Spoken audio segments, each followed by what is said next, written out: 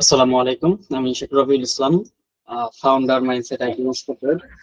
আজকে আমরা যে বিষয়গুলো নিয়ে কথা বলবো সেটা হচ্ছে বাংলাদেশে কিছু কমন একটা বিষয়, সেটা হচ্ছে যে আমরা কমিউনিকেশনে করতে পারি না বাইরের সাথে, ফ্রুটফুলি কমিউনিকেশন করতে পারছি না।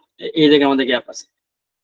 যে আমরা যে অনেকে হয়তো ল্যান্ডিং পেজ থ্রুতে হচ্ছে আপনার বিজনেস রান করছেন, অনেকে হয়তো মেসেজ ক্যাম্পেইন রান করছেন, সেটা হয়তো ফেসবুক মেসেঞ্জারে অথবা হোয়াটসঅ্যাপে সেখানে করেন। তো মেসেজ ক্যাম্পেইন থেকে হুট করে আপনি যদি ল্যান্ডিং পেজে সুইচ করেন, অনেকেরই প্ররোচনায় হয়তো আপনি বিভিন্ন ধরনের অ্যাডভার্টাইজমেন্ট দেখেছেন ফেসবুকে, যে ল্যান্ডিং পেজে আপনি অটোমেটেড করে ফেলেন আপনার বিজনেসকে, কিন্তু আপনি জানেন আপনার বিজনেস সম্পর্কে, আরেকজন কিন্তু অত বেশি জানেন না। তো আপনি যদি কারো একটা বিজনেস অ্যাডভার্টাইজমেন্ট এক কপিতে প্রভাবিত হয়ে আপনার বিজনেসের সমস্ত ডিসিশন নিজের জায়গা থেকে না নিয়ে কারো একটা অ্যাডভার্টাইজমেন্টে ইনফ্লুয়েন্স হয়ে নেন, তাহলে আপনি ক্ষতিগ্রস্ত হবেন। যেটা নিয়ে গত কালকে আমরা ছোট্ট একটা ডিসকাশন করছিলাম, সেখানে এক ভাই তার কেস স্টাডি শেয়ার করছিলাম যে তিনি আসলে হঠাৎ করে হচ্ছে একটা ওয়েবসাইট মেক করে ফেলছে এবং দেখা গেছে যে ওয়েবসাইটের থ্রুতে আসলে সেল আসতেছে না। আগে জি সে ভাই, হচ্ছে, ওইটা আমি। হ্যাঁ, যে আগে হচ্ছে হচ্ছে মেসেজ ক্যাম্পেইন করছিল, তখন হয়তো বেটার রেজাল্ট পাচ্ছিল, কিন্তু ওয়েবসাইট তৈরি করার পর আর ভালো রেজাল্ট পাচ্ছে না। তো এটা হয়, আপনি যদি আপনার বিজনেসটা না বুঝে অন্য কারো দ্বারা প্রভাবিত হয়ে যদি কোনো ডিসিশন নেন, আপনার পুরো বিজনেসের মেকানিজম না বুঝে, তাহলে এ ধরনের পরিস্থিতি আপনাকে সামাল দিতে হতে পারে এবং তখন আপনি অনেক বেশি ডিসপারেট হয়ে যাবেন, হতাশাগ্রস্ত হয়ে যাবেন। তো এই জন্য আসলে নিজের বিজনেস নিজেকে ডিসিশন নিতে হবে, অন্য কারো দ্বারা অন্তত বিজনেস ডিসিশন আমরা যাতে না নিই, কারণ এইগুলো নিলে আমাদের আর্থিক ক্ষতির সম্মুখীন হতে হতে পারে। তো আসলে নিজের বিজনেস অন্য কারো দ্বারা প্রভাবিত হওয়া উচিত না, কারণ আপনি অনেক রিসার্চ করে গবেষণা করে তারপরে আপনার বিজনেস প্ল্যানিং ঠিক করছেন, কেউ একজন বললো আর হুট করে আপনার পুরো প্ল্যানিং বাদ দিয়ে কারো কথায় কিছু একটা করে ফেললেন, এটা একটা হঠকারী সিদ্ধান্ত। এটা আপনি তখনই বুঝবেন যখন আর্থিক ক্ষতির সম্মুখীন হবেন, তখন বুঝতে পারবেন। তো যাই হোক, এখন বিষয় যেটা হচ্ছে সেটা হচ্ছে যে আমরা যেটা নিয়ে কথা বলবো সেটা হচ্ছে দুইটা বিষয় নিয়ে কথা বলবো। একটা হচ্ছে আপনি যদি ল্যান্ডিং পেজ তৈরি করে ফেলেন বা বিজনেসটাকে আপনি ওয়েবসাইট ওরিয়েন্টেড করতে চান বা করে ফেলেন, তখন আপনাকে কি করতে হবে? যদি সেল ইনক্রিজ করতে চান, তাহলে আপনাকে যেটা করতে হবে সেটা হচ্ছে কনভার্সন আপনার রেশিও অপটিমাইজেশন বা কনভার্সন রেট অপটিমাইজেশন যেটাকে বলে, যেটা হচ্ছে সিআরও। তো আপনাকে হচ্ছে যেটা করতে হবে সেটা হলো আপনার ওয়েবসাইটের বা ল্যান্ডিং পেজে সিআরও করতে হবে, সিআরও অপটিমাইজার হায়ার করতে হবে। আপনার এখানে কে কে সিআরও সম্পর্কে অবগত আছেন? সিআরও বুঝেন কে কে? এটা কি সার্ভার সাইড ট্র্যাকিং এর কথা বলছেন কি? না না না, এটা হচ্ছে আপনার কনভার্সন রেট অপটিমাইজেশন। মানে আপনার ওয়েবসাইট বা ল্যান্ডিং পেজের যে কনভার্সন, কনভার্সন বলতে আপনার এক একজনের জন্য এক এক রকম হইতে পারে। সেটা হচ্ছে আপনি আসলে আপনার অ্যাডভার্টাইজমেন্টে কনভার্সন বলতে আপনি কি বোঝাচ্ছেন সেটা হচ্ছে ডিফারেন্ট করবে, যেটা হতে পারে কাস্টম অডিয়েন্স ক্রিয়েট করে আবার না না, এগুলোকে বোঝাচ্ছে না। আপনার সিআরও হচ্ছে সিআরও হচ্ছে সংক্ষেপ, যেমন এসইও, মানে এসইও হচ্ছে সার্চ ইঞ্জিন অপটিমাইজেশন, সংক্ষেপে হচ্ছে এসইও। এরকম সিআরও হচ্ছে কনভার্সন রেট অপটিমাইজেশন, এটা ফুল ফর্ম। এটা হচ্ছে এক ধরনের স্কিল, যেমন এসইও কেউ শিখে মানুষ ওয়েবসাইট র্যাঙ্কিং করানোর জন্য, এরকম সিআরও হচ্ছে আপনার আপনার বিজনেসের পারচেজ বা কনভার্সন রেট বাড়ানোর জন্য হচ্ছে ব্যবহার হয়। তো এটা হচ্ছে কেমন, যেমন হচ্ছে আপনার ল্যান্ডিং পেজে হয়তো ধরেন আপনি অ্যাড রান করছেন, 10,000 ভিজিটর যাচ্ছে, আপনার 50টা সেল হচ্ছে। তো আপনি এখন মনে করলেন যে আপনার তো $100 স্পেন্ড করলে 10,000 ভিজিটর যাচ্ছিল, 50টা সেল হচ্ছিল, তাহলে আপনি চান এটা সেল বাড়ুক। তার মানে কি করবেন, আপনি হয়তো $200 অ্যাড রান করবেন, তখন দেখা গেল যে আপনার 100টা সেল আসলো। এখানে কিন্তু কনভার্সেশন কিন্তু সেম রইলো, তাই না? মানে আপনার 10,000 $100 10,000 লিড মানে ভিজিটর থেকে যদি 50টা সেল আসে, $200 যদি আপনার 100 সেল আসে, তার মানে আপনার কনভার্সন যে রেটটা সেটা তো সেমই রইলো। আপনি ডলার বেশি বাড়াই দিয়েছেন, আপনার সেল বাড়ছে, কিন্তু কনভার্সন রেট কিন্তু সেম। কিন্তু এরকম যদি হয় যে আপনার হচ্ছে $100 আপনি অ্যাড রান করছেন, 10,000-এ আপনার যেখানে 50টা সেল আসতেছিল, ওইখানে আপনার ল্যান্ডিং পেজে ওয়েবসাইটে এমন কিছু কাজ করলেন যে কাজ করার মাধ্যমে আপনার সেল বাড়লো। হয়তো দেখা গেল যে আপনার 50টার জায়গায় 150 বা 200 সেল হলো। এই যে প্রসেসটা আপনি মেনটেন করবেন আপনার ওয়েবসাইটে, এটাকে বলা হয় হচ্ছে সিআরও বা কনভার্সন রেট অপটিমাইজেশন। মানে আপনি আপনার ওয়েবসাইটের এই যে কনভার্সন, যেটা পার্সেস আর কি, আপনার হয়তো পার্সেস হতে পারে কোনো একটা সার্ভিস ওয়েবসাইটের জন্য, হয়তো এটা লিড হইতে পারে। তো তার অ্যাডে সে যেটাকে কনভার্সন হিসেবে ডিক্লেয়ার করছে, এই কনভার্সন রেটটা আসলে অপটিমাইজ করা, বৃদ্ধি করার জন্য যে প্রসেস গুলো মেনটেন করা হয়, এটাকে সিআরও বলে। আপনি একটু ইউটিউব করলে বা গুগল করলে বুঝতে পারবেন সিআরও মানে কি। সিআরও মানে হচ্ছে কনভার্সন রেট অপটিমাইজেশন, যেটা ল্যান্ডিং পেজ বা ওয়েবসাইটের সেল ইনক্রিজ করার জন্য করা হয়ে থাকে। তো যারা আসলে ওয়েবসাইটে যায় চুজ করার পর ভালো সেল পাচ্ছেন না, আগে ভালো সেল আসতো এখন আসতেছে না, বা কোনো একটা মেসেজ ক্যাম্পেইন থেকে শর্ট আউট করে ওয়েবসাইটে যাওয়ার পর সেল পাচ্ছেন না, তারা হচ্ছে একজন ভালো কনভার্সন রেট অপটিমাইজার, যারা এক্সপার্টের মতো এরকম যারা আছে। হয়তো বাংলাদেশে এখনো ভালো কনভার্সন রেট অপটিমাইজার নাই, কারণ বাংলাদেশে এই লেভেলের কোর্স এখনো ভালো মতো অ্যাভেলেবল হয় নাই। তো আপনি এইগুলো যদি হায়ার করতে পারেন, তাহলে আপনার ল্যান্ডিং পেজের বা হচ্ছে আপনার ওয়েবসাইটের পারচেসের যে ফ্লোটা, আপনার অ্যাডের যে কস্টটা, এটা আপনি কমাইতে পারবেন, একই সাথে আপনার পারচেস বৃদ্ধি করতে পারবেন। এটা নিয়ে আমি আজকে কথা বলবো না, আমি একটা আইডিয়া দিয়ে রাখলাম আপনাদেরকে। আর দ্বিতীয় সেটা হচ্ছে যে একটু আগে যেটা বলছিলাম, যে আপনার ওয়েবসাইটে চাইতে হবে কিনা আপনার বিজনেস নিয়ে, এইটা ডিসিশন নেবেন আপনি নিজে। এটা অন্য কারো দ্বারা প্রভাবিত হয়ে না, আপনি নিজে ডিসিশন নেবেন যে আপনার বিজনেসে আপনাকে ওয়েবসাইট ওরিয়েন্টেড বা ল্যান্ডিং পেজ ওরিয়েন্টেড অটোমেটেড করতে হবে কিনা, না আপনি আসলে মেসেজ ক্যাম্পেইনের মাধ্যমে আপনার বিজনেস করতে পারবেন। এটা আসলে পুরোটাই ডিপেন্ড করে আপনার বিজনেসের মেকানিজমের উপরে, কারো মানে দ্বারা ইনফ্লুয়েন্স হয় না। তা আজকে আমি কি নিয়ে কথা বলতে চাচ্ছি, আজকে ক্লাসে আমার স্পেসিফিক টপিক হচ্ছে যে আপনি যদি মেসেজ ক্যাম্পেইনের মাধ্যমে সেল বৃদ্ধি করতে চান, তাহলে আপনি আসলে কিভাবে সেল বৃদ্ধি করবেন, এটা নিয়ে। তো এইটার জন্য হচ্ছে হয়তো যারা ল্যান্ডিং পেজে অলরেডি চুজ করে ফেলছেন, তাদের হয়তো তেমন উপকার আসবে না। যারা এখনো ল্যান্ডিং পেজে চুজ করেন নাই, মেসেজ ক্যাম্পেইনের মাধ্যমে হচ্ছে আপনারা বিজনেস করতেছেন বা করবেন, এরকম ব্যক্তিদের জন্য আজকে ক্লাসটা অনেক বেশি ফ্রুটফুল, এবং তারা অনেক বেশি ইফেক্টিভ কিছু মেথড জানতে পারবেন। এটা হচ্ছে বিষয়। আর ফেসবুকের কিছু অ্যালগোরিদমিক বিষয় নিয়ে আমি আলোচনা করব। তো প্রথমে হচ্ছে ফেসবুকের কিছু অ্যালগোরিদম নিয়ে আপনাদের সাথে কথা বলবো, এবং তারপরে যে কথা বলবো হচ্ছে আপনার যে আপনার যারা মেসেজ করে তাদের সাথে আপনি কিভাবে কনভারসেশন করলে আপনার সেল বাড়বে।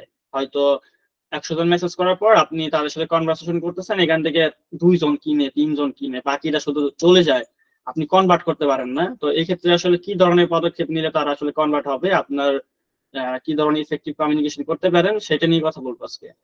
আর ফেসবুকের কিছু অ্যালগোরিদম নিয়ে কথা বলছি। চলুন শুরু করি।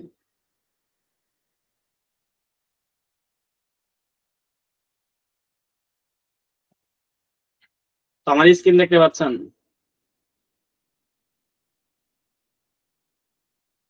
জি, দেখা যায়। আচ্ছা, তো আমরা ফেসবুকের অ্যালগোরিদম নিয়ে কথা বলছিলাম। ফেসবুক অ্যালগোরিদম একটা জটিল প্রোগ্রামিং সিস্টেম, যা ব্যবহারকারীদের জন্য কন্টেন্ট নির্বাচন এবং প্রদর্শন করতে ব্যবহৃত হয়। মানে এটা হচ্ছে একটা রোবোটিক সিস্টেম, একটা প্রোগ্রামিং সিস্টেম, যেটা জটিল একটা প্রোগ্রামিং সিস্টেম, যেটা হচ্ছে আপনারা যারা ফেসবুক ইউজ করেন, তাদের কাছে কন্টেন্ট কিভাবে ফেসবুক দেখাবে, কাদের কাছে কি ধরনের কন্টেন্ট নিবে, এটাকে মানে প্রসেস করার জন্য ওরা যেই মেথড বা যে প্রোগ্রামটা ইউজ করে, এটাকে আমরা অ্যালগোরিদম বলতেছি, যে আপনি কাকে কোন ধরনের পোস্ট বা ভিডিও দেখাইতে হবে। এই অ্যালগোরিদম বিভিন্ন ফ্যাক্টর বিবেচনা করে প্রতিটি ব্যবহারকারীর নিউজ ফিডে কোন পোস্টগুলো প্রদর্শিত হবে তা নির্ধারণ করে।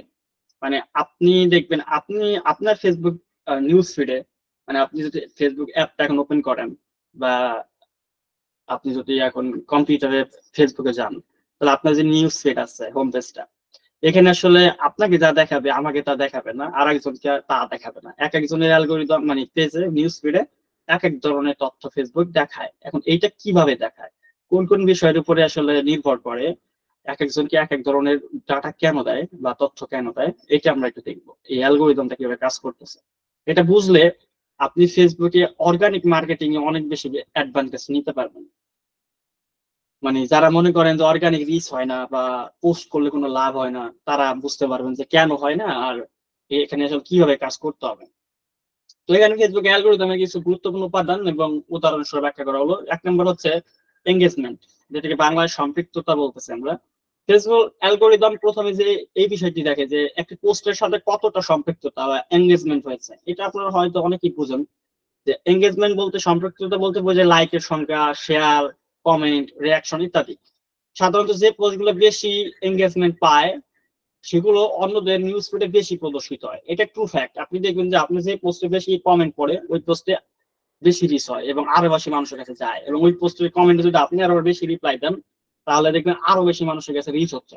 এটি হচ্ছে ফেসবুকের প্রথম অ্যালগরিদম, যে পোস্টে যত বেশি হচ্ছে এঙ্গেজমেন্ট হবে তো ওই পোস্টটা তত বেশি মানুষের কাছে নিয়ে যাবে। উদাহরণ, আপনি যদি কোনো বন্ধুর পোস্টে মন্তব্য করেন বা লাইক দেন তাহলে অ্যালগরিদম তা নোট করে এবং ভবিষ্যতে ওই বন্ধুর পোস্ট আপনার নিউজ ফিডে বেশি প্রদর্শিত হবে। আপনি খেয়াল করবেন যে আপনার ফেসবুকে হয়তো 5,000 ফ্রেন্ড আছে, কিন্তু আপনি একটা পোস্ট করলে মাত্র 100 লাইকও পান না। এর কারণ কি? এরা কি সবাই 5,000 ফ্রেন্ডের গেছে আপনার পোস্টটা যাওয়ার পর এরা লাইক করে না? বিষয়টা এরকম এরকম না। এই 5,000 মানুষের কাছে কিন্তু কখনোই আপনার পোস্টে যায় না। আপনি একটা পোস্ট করলে এই ফটো বা ভিডিও যাই পোস্ট করেন আপনার ফেসবুকে, এটা কিন্তু আপনার সব বন্ধুর কাছে যায় না। শুধুমাত্র আপনি যাদেরকে লাইক কমেন্ট করেন এবং যারা আপনাকে লাইক কমেন্ট করে শুধুমাত্র তাদের মধ্যেই এটা সীমাবদ্ধ রাখে ফেসবুক। অহেতুক যারা আপনাকে লাইক কমেন্ট করে না বা আপনি যাদেরকে করেন না এদেরকে ডেট হিসেবে ঘোষণা করে ফেসবুক, যার কারণে আপনি আর ফেসবুকে 5,000 ফ্রেন্ড কিন্তু আপনি 100 লাইকও পান না, কারণ আপনি মানুষকে লাইক কমেন্ট করেন না। অনেকে আমরা নিজেরা অনেক বেশি মানে একটা ন্যারো মাইন্ডেড লোক আছি, আমরা অন্যদেরকে লাইক কমেন্ট করি না। তো এক্ষেত্রে কিন্তু আমরা নিজেরাই আসলে ক্ষতিগ্রস্ত হই, আমরাই কিন্তু বেশি মানুষকে রিচ করতে পারবো না। আমি যত বেশি মানুষকে লাইক কমেন্ট করবো তত বেশি আমার পোস্ট বেশি মানুষের কাছে রিচ হবে, এটা মনে রাখবেন। তো আপনি যদি কার্পণ্য করেন অন্যকে লাইক কমেন্ট করতে তাহলে আপনার পোস্টে রিচ হবে না। তো আপনি যদি অন্য পোস্টে মন্তব্য করেন বা লাইক দেন তাহলে অ্যালগরিদম তার নোট করে এবং ভবিষ্যতে ওই বন্ধুর পোস্ট আপনার নিউজ ফিডে বেশি প্রদর্শিত হবে এবং আপনার পোস্ট আর নিউজ ফিডে প্রদর্শিত হবে। তো এঙ্গেজমেন্টের মাধ্যমে আসলে কিভাবে আপনার সোশ্যাল মিডিয়ার আসলে পোস্ট গুলোকে রিচ করাই তবে আসলে বুঝতে পারছেন। এখন আপনি যদি মানুষের রেগুলার বেসিসে একটা সময় করে প্রতিদিন আপনার পেজ থেকে অন্যদেরকে যদি লাইক কমেন্ট করতে থাকেন তাহলে আপনার এই রিস্ক তো পেজে বাড়বে। আর আপনি যদি কার্পণ্য করেন তাহলে আপনার পেজের রিস্ক বাড়বে না। বুঝাইতে পারছি আপনাদেরকে যে রিস্ক কিভাবে বাড়বে? অন্যদেরকে কি করতে হবে? লাইক কমেন্ট করতে হবে আপনাকে। এই জায়গায় কার্পণ্য করলে আপনার পেজের রিস্ক হবে না। 2 নম্বরে রিলিভেন্সি স্কোর, প্রাসঙ্গিকতার স্কোর। ফেসবুক প্রতিটি পোস্টের জন্য একটা প্রাসঙ্গিক স্কোর বা রিলিভেন্সি স্কোর নির্ধারণ করে। এই স্কোরটি নির্ভর করে ব্যবহারকারীর আগ্রহ, পূর্বের আচরণ এবং পোস্টের কন্টেন্টের উপর। প্রাসঙ্গিকতা স্কোর যত বেশি, পোস্টটি তত বেশি মানুষের কাছে পৌঁছাবে। উদাহরণ, যদি আপনি নিয়মিত প্রযুক্তি বিষয়ে পোস্ট দেখেন এবং তাতে লাইক দেন তবে অ্যালগরিদম আপনাকে প্রযুক্তি সম্পর্কিত পোস্টগুলো বেশি প্রদর্শন করবে। মানে আপনি যে বিষয়গুলো বেশি ইন্টারেস্ট দেখাবেন আপনাকে ওই টাইপের পোস্ট, ভিডিও, রিলস ওইগুলো আপনাকে বেশি বেশি দেখাবে। তো এই রিলিভেন্সি স্কোরটা যত বেশি আপনার যে কোনো বিষয়ের উপর হবে ওই ধরনের কন্টেন্ট আপনার নিউজ ফিডে বেশি আসবে। তো আপনি যে ধরনের পোস্টে লাইক কমেন্ট করবেন ওই ধরনের ব্যক্তির কাছে আপনার হচ্ছে পোস্ট গুলো যাবে। তো আপনি যেটা করবেন আপনার বিজনেস পেজ যেটা ওইটাকে আপনি সুইচ করে ওই পেজটাই আপনি ফেসবুক হিসেবে ইউজ করবেন, নিজের পার্সোনাল ফেসবুক ইউজ না করে। তো ওই পেজ দিয়ে আপনি বিভিন্ন মানুষের কাছে যদি আপনার টার্গেটেড অডিয়েন্সদের যদি আপনি লাইক কমেন্ট করেন তাহলে আপনার পেজের রিচ তাদের কাছে যাবে। তো এটা একটা প্রাসঙ্গিকতা স্কোর বৃদ্ধি করবে, আপনার অর্গানিক রিচ বাড়াবে। 3 নম্বরে হচ্ছে কন্টেন্ট টাইপ, কন্টেন্টের ধরন। ফেসবুক অ্যালগরিদম এটি বিবেচনা করে যে কোন ধরনের কন্টেন্ট ব্যবহারকারীরা বেশি পছন্দ করে। এটি ভিডিও, ছবি, লিঙ্ক, টেক্সট পোস্ট করার মধ্যে ইত্যাদির মধ্যে পার্থক্য করে এবং সেই অনুযায়ী নিউজ ফিড সাজায়। উদাহরণ, আপনি যদি নিয়মিত ভিডিও কন্টেন্ট দেখেন তাহলে আপনার নিউজ ফিডে ভিডিও পোস্টের সংখ্যা বাড়তে থাকবে। এরকম ভাবে হচ্ছে আপনার যারা অডিয়েন্স তারা যদি ভিডিও কন্টেন্ট বেশি দেখে তাহলে আপনাকে ভিডিওর মাধ্যমে অ্যাডভার্টাইজমেন্ট করতে হবে বা আপনার পেজের ভিডিও গুলা বেশি আপলোড করতে হবে। যদি তারা আপনার ইন্ডাস্ট্রির লোকজন হচ্ছে যদি পোস্ট বেশি দেখে তাহলে আপনাকে কন্টেন্ট পোস্ট করতে হবে, ইমেজ। এটা কিভাবে বুঝবেন? সেটা হচ্ছে আপনার পোস্ট যেগুলো দেখবেন, ভিডিও আপলোড করে দেখবেন এবং পোস্ট করে দেখবেন ইমেজ কোনটা বেশি রেসপন্স আসে। যেটা বেশি আসে ওইটাই আপনাকে বেশি আপলোড করতে হবে, কারণ আপনার টার্গেট অডিয়েন্স গুলো এইগুলোতে বেশি ইন্টারেস্টেড। তো এই কন্টেন্টের ধরনের উপরেও কিন্তু আপনার রিচ নির্ভর করবে। টাইম স্পেন্ড অন পোস্ট, পোস্টের সময় তো সময় ব্যয়িত সময়। অ্যালগরিদম পোস্টের ব্যবহারকারীরা কতটা সময় কাটায় তাও বিবেচনা করে।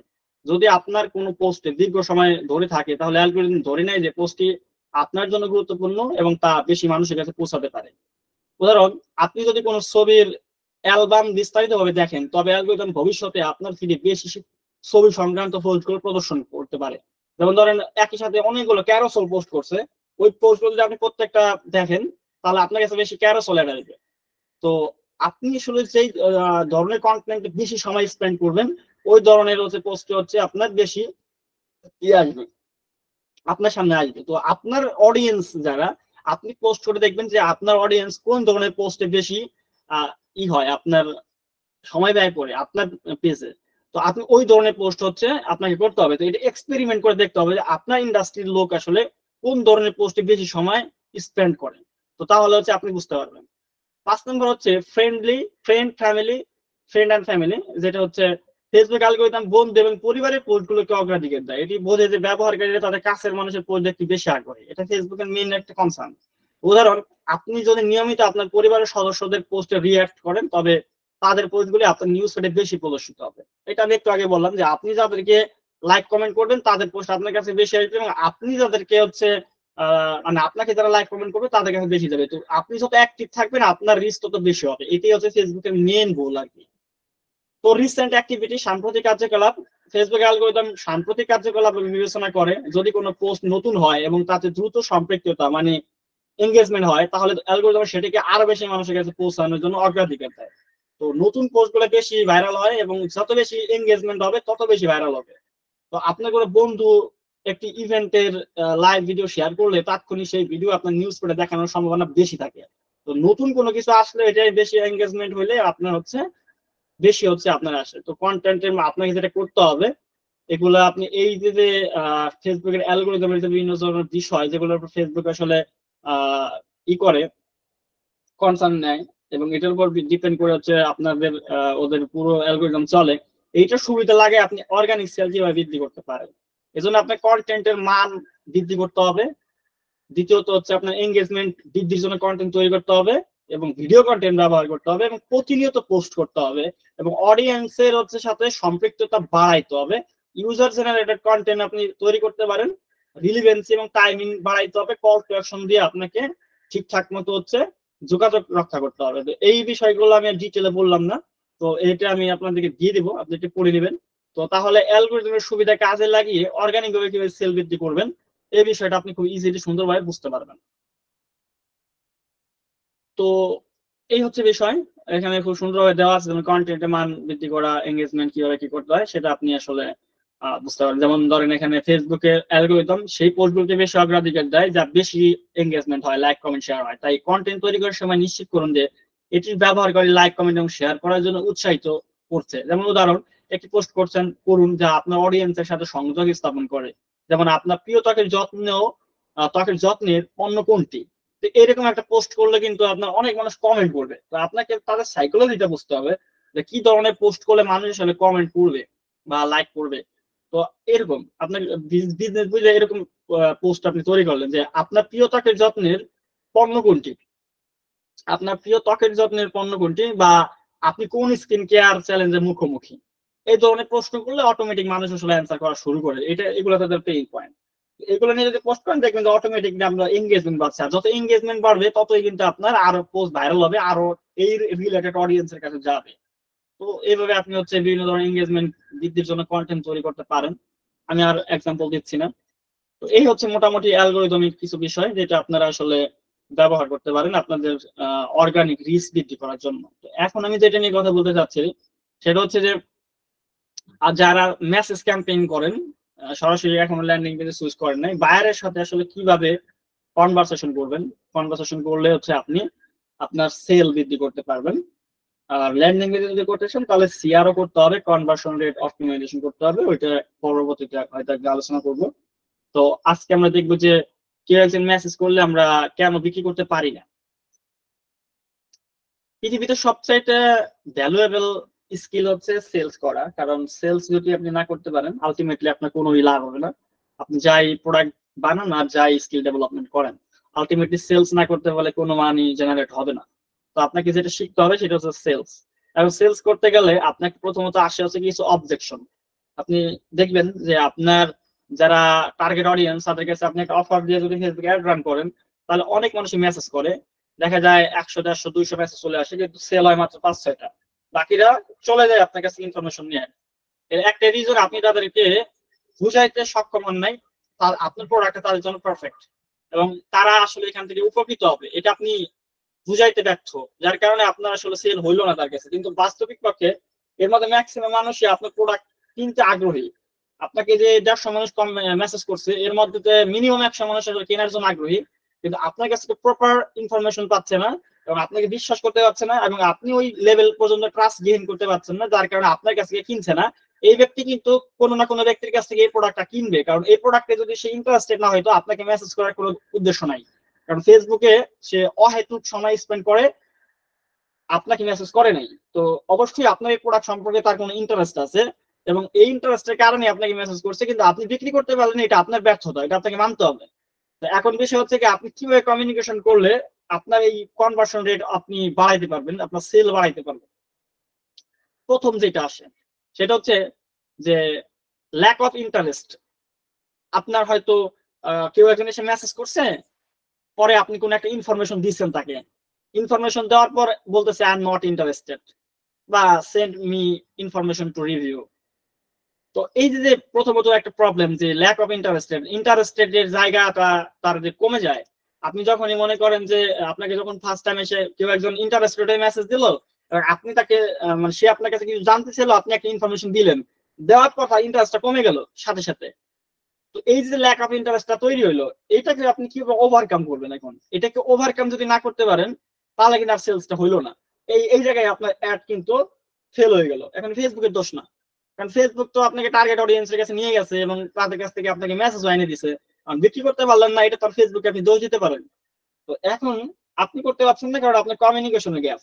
কারণ বায়ারেরও তো দোষ না, বায়ার তো কেনার জন্য আসছিল, এবং বায়ার এসে আপনাকে জিজ্ঞেস করলো, ইনফরমেশন জানার জন্য আসছে, এবং তখন আপনি তাকে এমন একটা ইনফরমেশন দিলেন যেটা সে ভ্যালিড মনে করেনি, এবং তারপরে সে তার ইন্টারেস্টটা কমে গেল।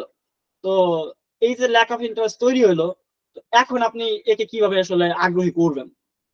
এইখানে যেটা করবেন, দেখেন প্রথমত কারণ বোঝার চেষ্টা করেন আপনার বায়ারে যে আপনাকে মেসেজ করছেন, কি কারণ বোঝার চেষ্টা করবেন। কিভাবে করবেন? যেমন আপনি তাকে প্রশ্ন করতে পারেন, আপনি কি আমাকে বলতে পারবেন কেন আপনি আগ্রহী নন? আমি দেখেন মানুষের একটা সাইকোলজি হচ্ছে, মানুষকে যদি কখনো প্রশ্ন করা হয়, এই প্রশ্নের উত্তর মানুষ অটোমেটিকলি দেয়, এখানে কোনো কিছু বিবেচনা করে না, কোনো কিছু জাজমেন্ট করে তারপরে অ্যান্সার করে এরকম না, এটা সাবকনসিয়াসলি হয়ে যায় অ্যান্সার। তো আপনি যদি তাকে বলেন যে আচ্ছা আপনি কি আমাকে বলতে পারবেন কেন আপনি আগ্রহী নন, তো উনি বলবে যে এই কারণে আগ্রহী নন। তো আপনি তার কারণটা কিন্তু বুঝতে পারবেন, জানতে পারবেন অন্তত যে কেন উনি নিল না, মানে কেন আগ্রহী না। হয়তো বলবে যে দাম বেশি, হয়তো তার কাছে টাকা নাই, মানে বিভিন্ন কজ সে দিতে পারে। তো সেক্ষেত্রে হচ্ছে আপনি জানতে পারবেন যে আসলে কেন সে আগ্রহী না। তো অবশ্যই আপনি আগে প্রশ্নটা করেন যে আপনি কি আমাকে বলতে পারবেন কেন আপনি আগ্রহী নন আমাদের এই প্রোডাক্ট নেওয়ার জন্য। তো অথবা আপনি প্রশ্ন করতে পারেন আপনার কি কোনো নির্দিষ্ট প্রশ্ন বা উদ্বেগ বা ভয় আছে, আপনার কি নির্দিষ্ট কোনো প্রশ্ন আছে বা ভয় আছে, আমাকে একটু বলতে পারেন। তো এইটা দিয়ে আপনি যেটা বোঝার চেষ্টা করেন যে তার কারণটা কি, এই উনি ইনবক্সে মেসেজ দিল কিন্তু এখন নিবে না কেন। তো এইটা বোঝার জন্য আপনি কারণ বোঝার জন্য এই দুইটা প্রশ্ন বা আরো কিছু প্রশ্ন আপনি নিজে তৈরি করে করতে পারেন কারণ বোঝার জন্য। 2 নম্বরে সম্ভাব্য সমাধান প্রস্তাব করুন। আপনার চাহিদা পূরণের জন্য আমাদের কিছু বিকল্প আছে। তো মনে করেন বায়ারকে আপনি যেটা করতে পারেন, দেখলেন যে সে একটা মেসেজ করলো, কিন্তু আপনি তাকে একটা ইনফরমেশন সে জানতে চাচ্ছিলেন দিলেন, দেওয়ার পর সে আগ্রহী আর হইলো না। তখন আপনি যেটা করতে পারেন, তাকে সম্ভাব্য আরেকটা অফার দিতে পারেন, যেটা আপনি তাকে আপনার অন্য কোনো প্রোডাক্ট থাকলে বা অন্য কোনো সার্ভিস থাকলে সেটা আপনি তাকে বিকল্প কোনো কিছু যদি থাকে সেটা অফার করতে পারেন। বা আপনার কি মনে হয় বিকল্প এখানে আপনার জন্য উপযুক্ত হতে পারে, বা আমাদের অমুক পণ্যটা আপনার জন্য উপযুক্ত হতে পারে। তো এটার মাধ্যমে আপনি কিন্তু ওই ব্যক্তিকে ধরে রাখতে পারেন যে মানে এরকম একটা প্রশ্নটাকে ছুড়ে দিলেন যে আপনার কি মনে হয় আমাদের অমুক পণ্যটা আপনার জন্য উপযুক্ত হতে পারে। তো সে ওইটা সম্পর্কে জানতে পারলো যে তার আপনার কোম্পানিতে আরেকটা পণ্য আছে, হয়তো সে ওইটা নিয়ে চিন্তা করবে। এখন যদি আপনি প্রশ্নটা ছুড়ে দেন, তো আপনি সম্ভাব্য কোনো সমাধান আপনি তাকে দিতে পারেন যে আপনাদের যে বিকল্পগুলো আছে ওইগুলো, অথবা আপনাকে অন্য একটা কিছু রিকমেন্ডেশন করতে পারেন যেহেতু সে আপনার এই প্রোডাক্ট নিতে চাচ্ছে না। তৃতীয়ত আপনি যেটা করতে পারেন সেটা হচ্ছে সম্পর্ক বজায় রাখা। আমরা যেটা করি প্রথমত, সে যদি নিতে না চায় তাহলে আমরা বাদ দিয়ে দিই, তো আর তার সাথে কোনো আমাদের কোনো কথাবার্তা হয় না। আর এটা হচ্ছে সবচেয়ে চরম ব্যর্থতা, যে আপনি টাকা খরচ করে তাকে নিয়ে আসলেন, আপনি তার পিছনে ডলার স্পেন্ড করলেন কিন্তু আপনি তাকে ধরে রাখলেন না। বিজনেস মানে হচ্ছে নতুন কাস্টমার ধরা এবং এই কাস্টমারকে ধরে রাখা, নতুন কাস্টমারের কাছে রিস্ক করা এবং ধরে রাখা, এই দুইটা না করতে পারলে আপনার বিজনেস থাকবে না। তো আপনি নতুন কাস্টমারের কাছে জীবন ভরে যাবেন, যদি এগুলোকে ধরে রাখতে না পারেন তাহলে তো আপনার কোনো লাভ হলো না। তো আপনাকে ধরে রাখতে হবে, সম্পর্ক বজায় রাখতে হবে। তো আপনি যেটা করতে পারেন, দেখেন যদি এই দুইটা প্রস্তাব করার পরেও যদি সে আপনার কাছ থেকে না কিনে, মানে আপনি যদি তাকে এই ল্যাক অফ ইন্টারেস্ট থেকে বের করতে না পারেন, তাহলে আপনি যেটা করবেন তার সাথে সম্পর্কটা বজায় রাখার চেষ্টা করেন। যেমন আপনার সময়ের জন্য ধন্যবাদ, বা আপনার ভবিষ্যতে আপনার যদি ভবিষ্যতে কোনো প্রশ্ন থাকে তাহলে আমাদের সাথে যোগাযোগ করতে দ্বিধা করবেন না। তো এই ধরনের কমপ্লিমেন্ট দেওয়ার মাধ্যমে বা এই ধরনের অ্যান্সার করার মাধ্যমে আপনি তার সাথে যোগাযোগটা সুন্দরভাবে বজায় রাখতে পারেন। যে আপনি তার সাথে রুট ব্যবহার করলেন না, পরবর্তীতে হয়তো আপনার কোনো প্রোডাক্ট বা সার্ভিস তার সামনে গেলে আপনার এই আচরণের কারণে সে কিন্তু ইন্টারেস্টেড হবে। তো সম্পর্কে বজায় রাখবেন। তো এখন বিষয় হচ্ছে কি, আমি তো বাংলায় বললাম, এখন বিষয়গুলো হচ্ছে আপনি কিভাবে করবেন। তো এইটার জন্য আপনি যেটা করবেন, এটা আমরা বাহিরে কান্ট্রির জন্য এক্সাম্পল তৈরি করছি, আমরা হচ্ছে ক্লায়েন্ট অ্যাকুইজিশন কোর্স আমরা দেখাই, কিন্তু বাস্তবিক পক্ষে আপনি যেটা করতে পারেন সেটা হচ্ছে আপনারা নিজেদের বাংলাদেশের আপনাদের যে বিজনেস ক্লায়েন্ট যেটা ফেসবুক অ্যাডে সেটা করতে পারবেন। সেটা হচ্ছে যেটা কারণ বোঝার জন্য আপনি যে প্রশ্নটা করেন, যেমন বায়ার বলতেছে আই এম নট ইন্টারেস্টেড, এই মুহূর্তে সে কিনবে না, সেটা বাংলা ইংরেজিতে যাই বলুন, আপনি বলতে পারেন যে can you tell me why you are not interested, তুমি কি আমাকে বলতে পারো কেন ইন্টারেস্টেড না। তো এটা আপনি বাংলায় বলবেন যে আপনি কেন ইন্টারেস্টেড না আমাদের প্রোডাক্ট সম্পর্কে, আমাকে একটু বলতে পারেন কি। তো কাস্টমার বলতে পারে যে তার বাজেটের বাইরে, the price is out of my budget, buyer বললো যে তোমাদের প্রোডাক্টের দাম অনেক বেশি। তখন আপনি যেটা করবেন সেটা হচ্ছে সম্ভাব্য কিছু প্রস্তাব করেন, সম্ভাব্য প্রস্তাব যেগুলো বিকল্প হতে পারে আপনার আর কোনো প্রোডাক্ট থাকলে। তো আপনি তাকে বলতে পারেন যে we have some option that meet be within your budget, আমাদের কাছে আরো কিছু অপশন আছে যেটা তোমার বাজেটের মধ্যে হতে পারে। দেখবেন যে আপনারা যদি কোনো ফোন টোন কিনতে যান কোনো শপিং মলে, দেখবেন যে আপনি একটা মডেল যদি বলেন সেটা না দেখাই উল্টা পাল্টা আপনাকে অনেক ধরনের মডেল দেখাবে, বলে আপনার বাজেট কত, বাজেট জানার পর ওই বাজেটের মধ্যে আপনাকে বিভিন্ন অপশন দিবে।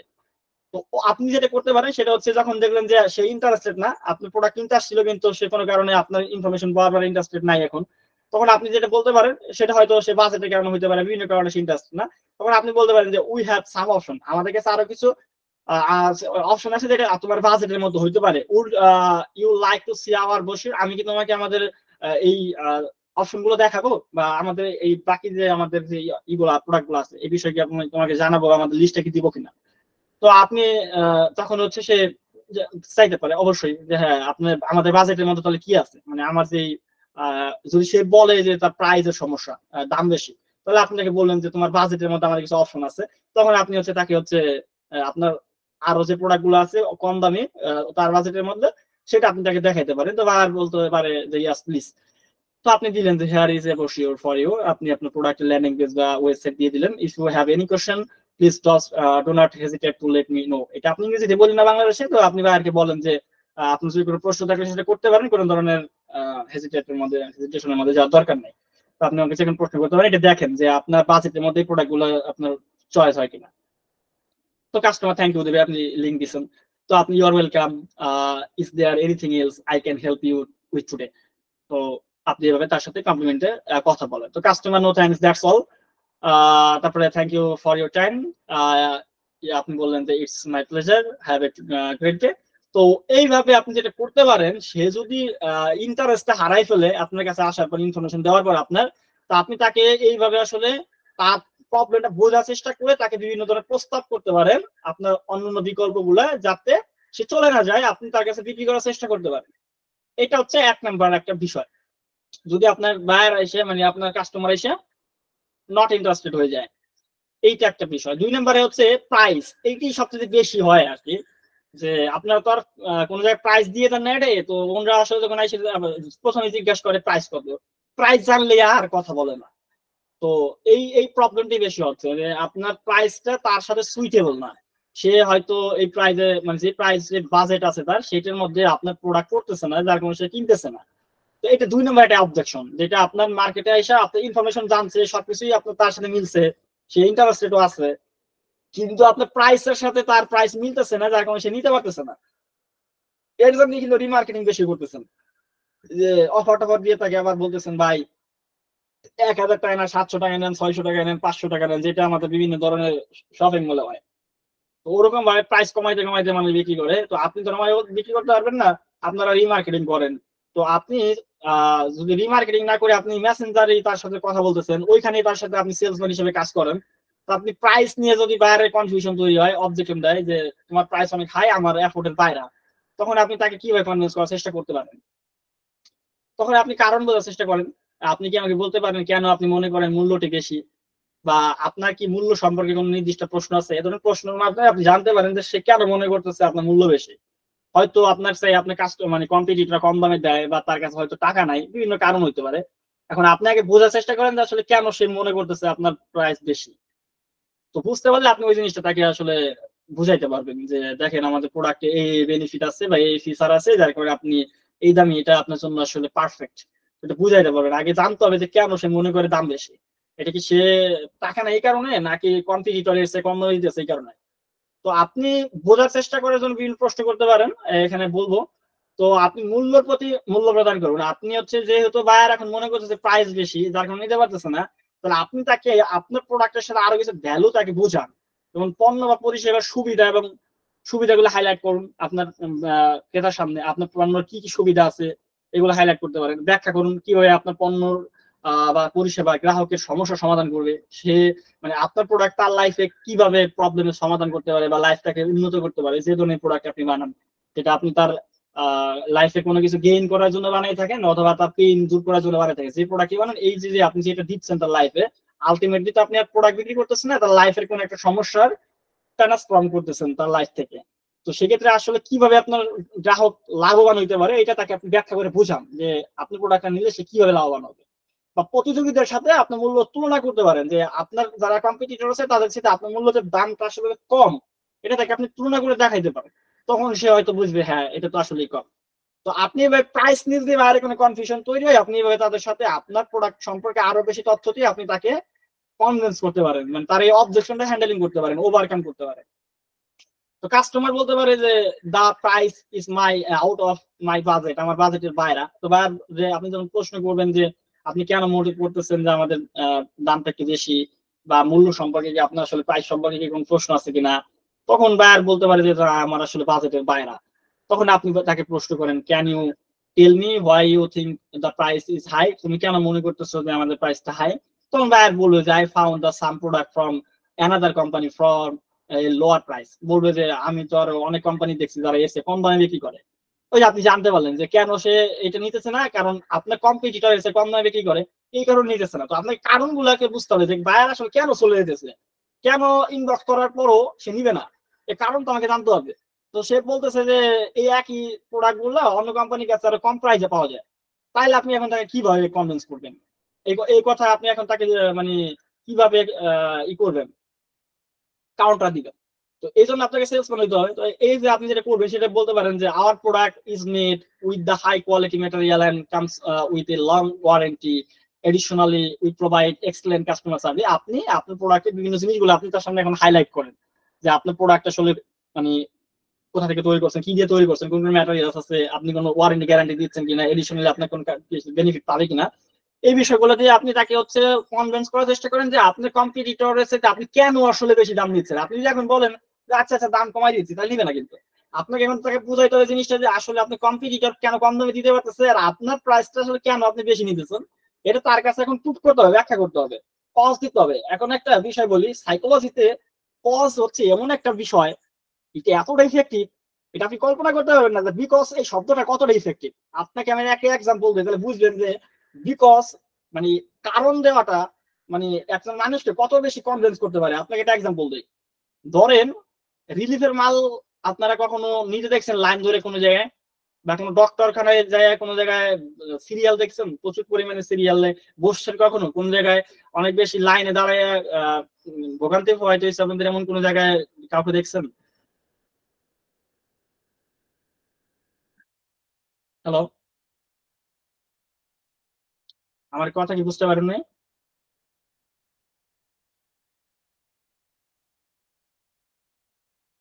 হ্যালো,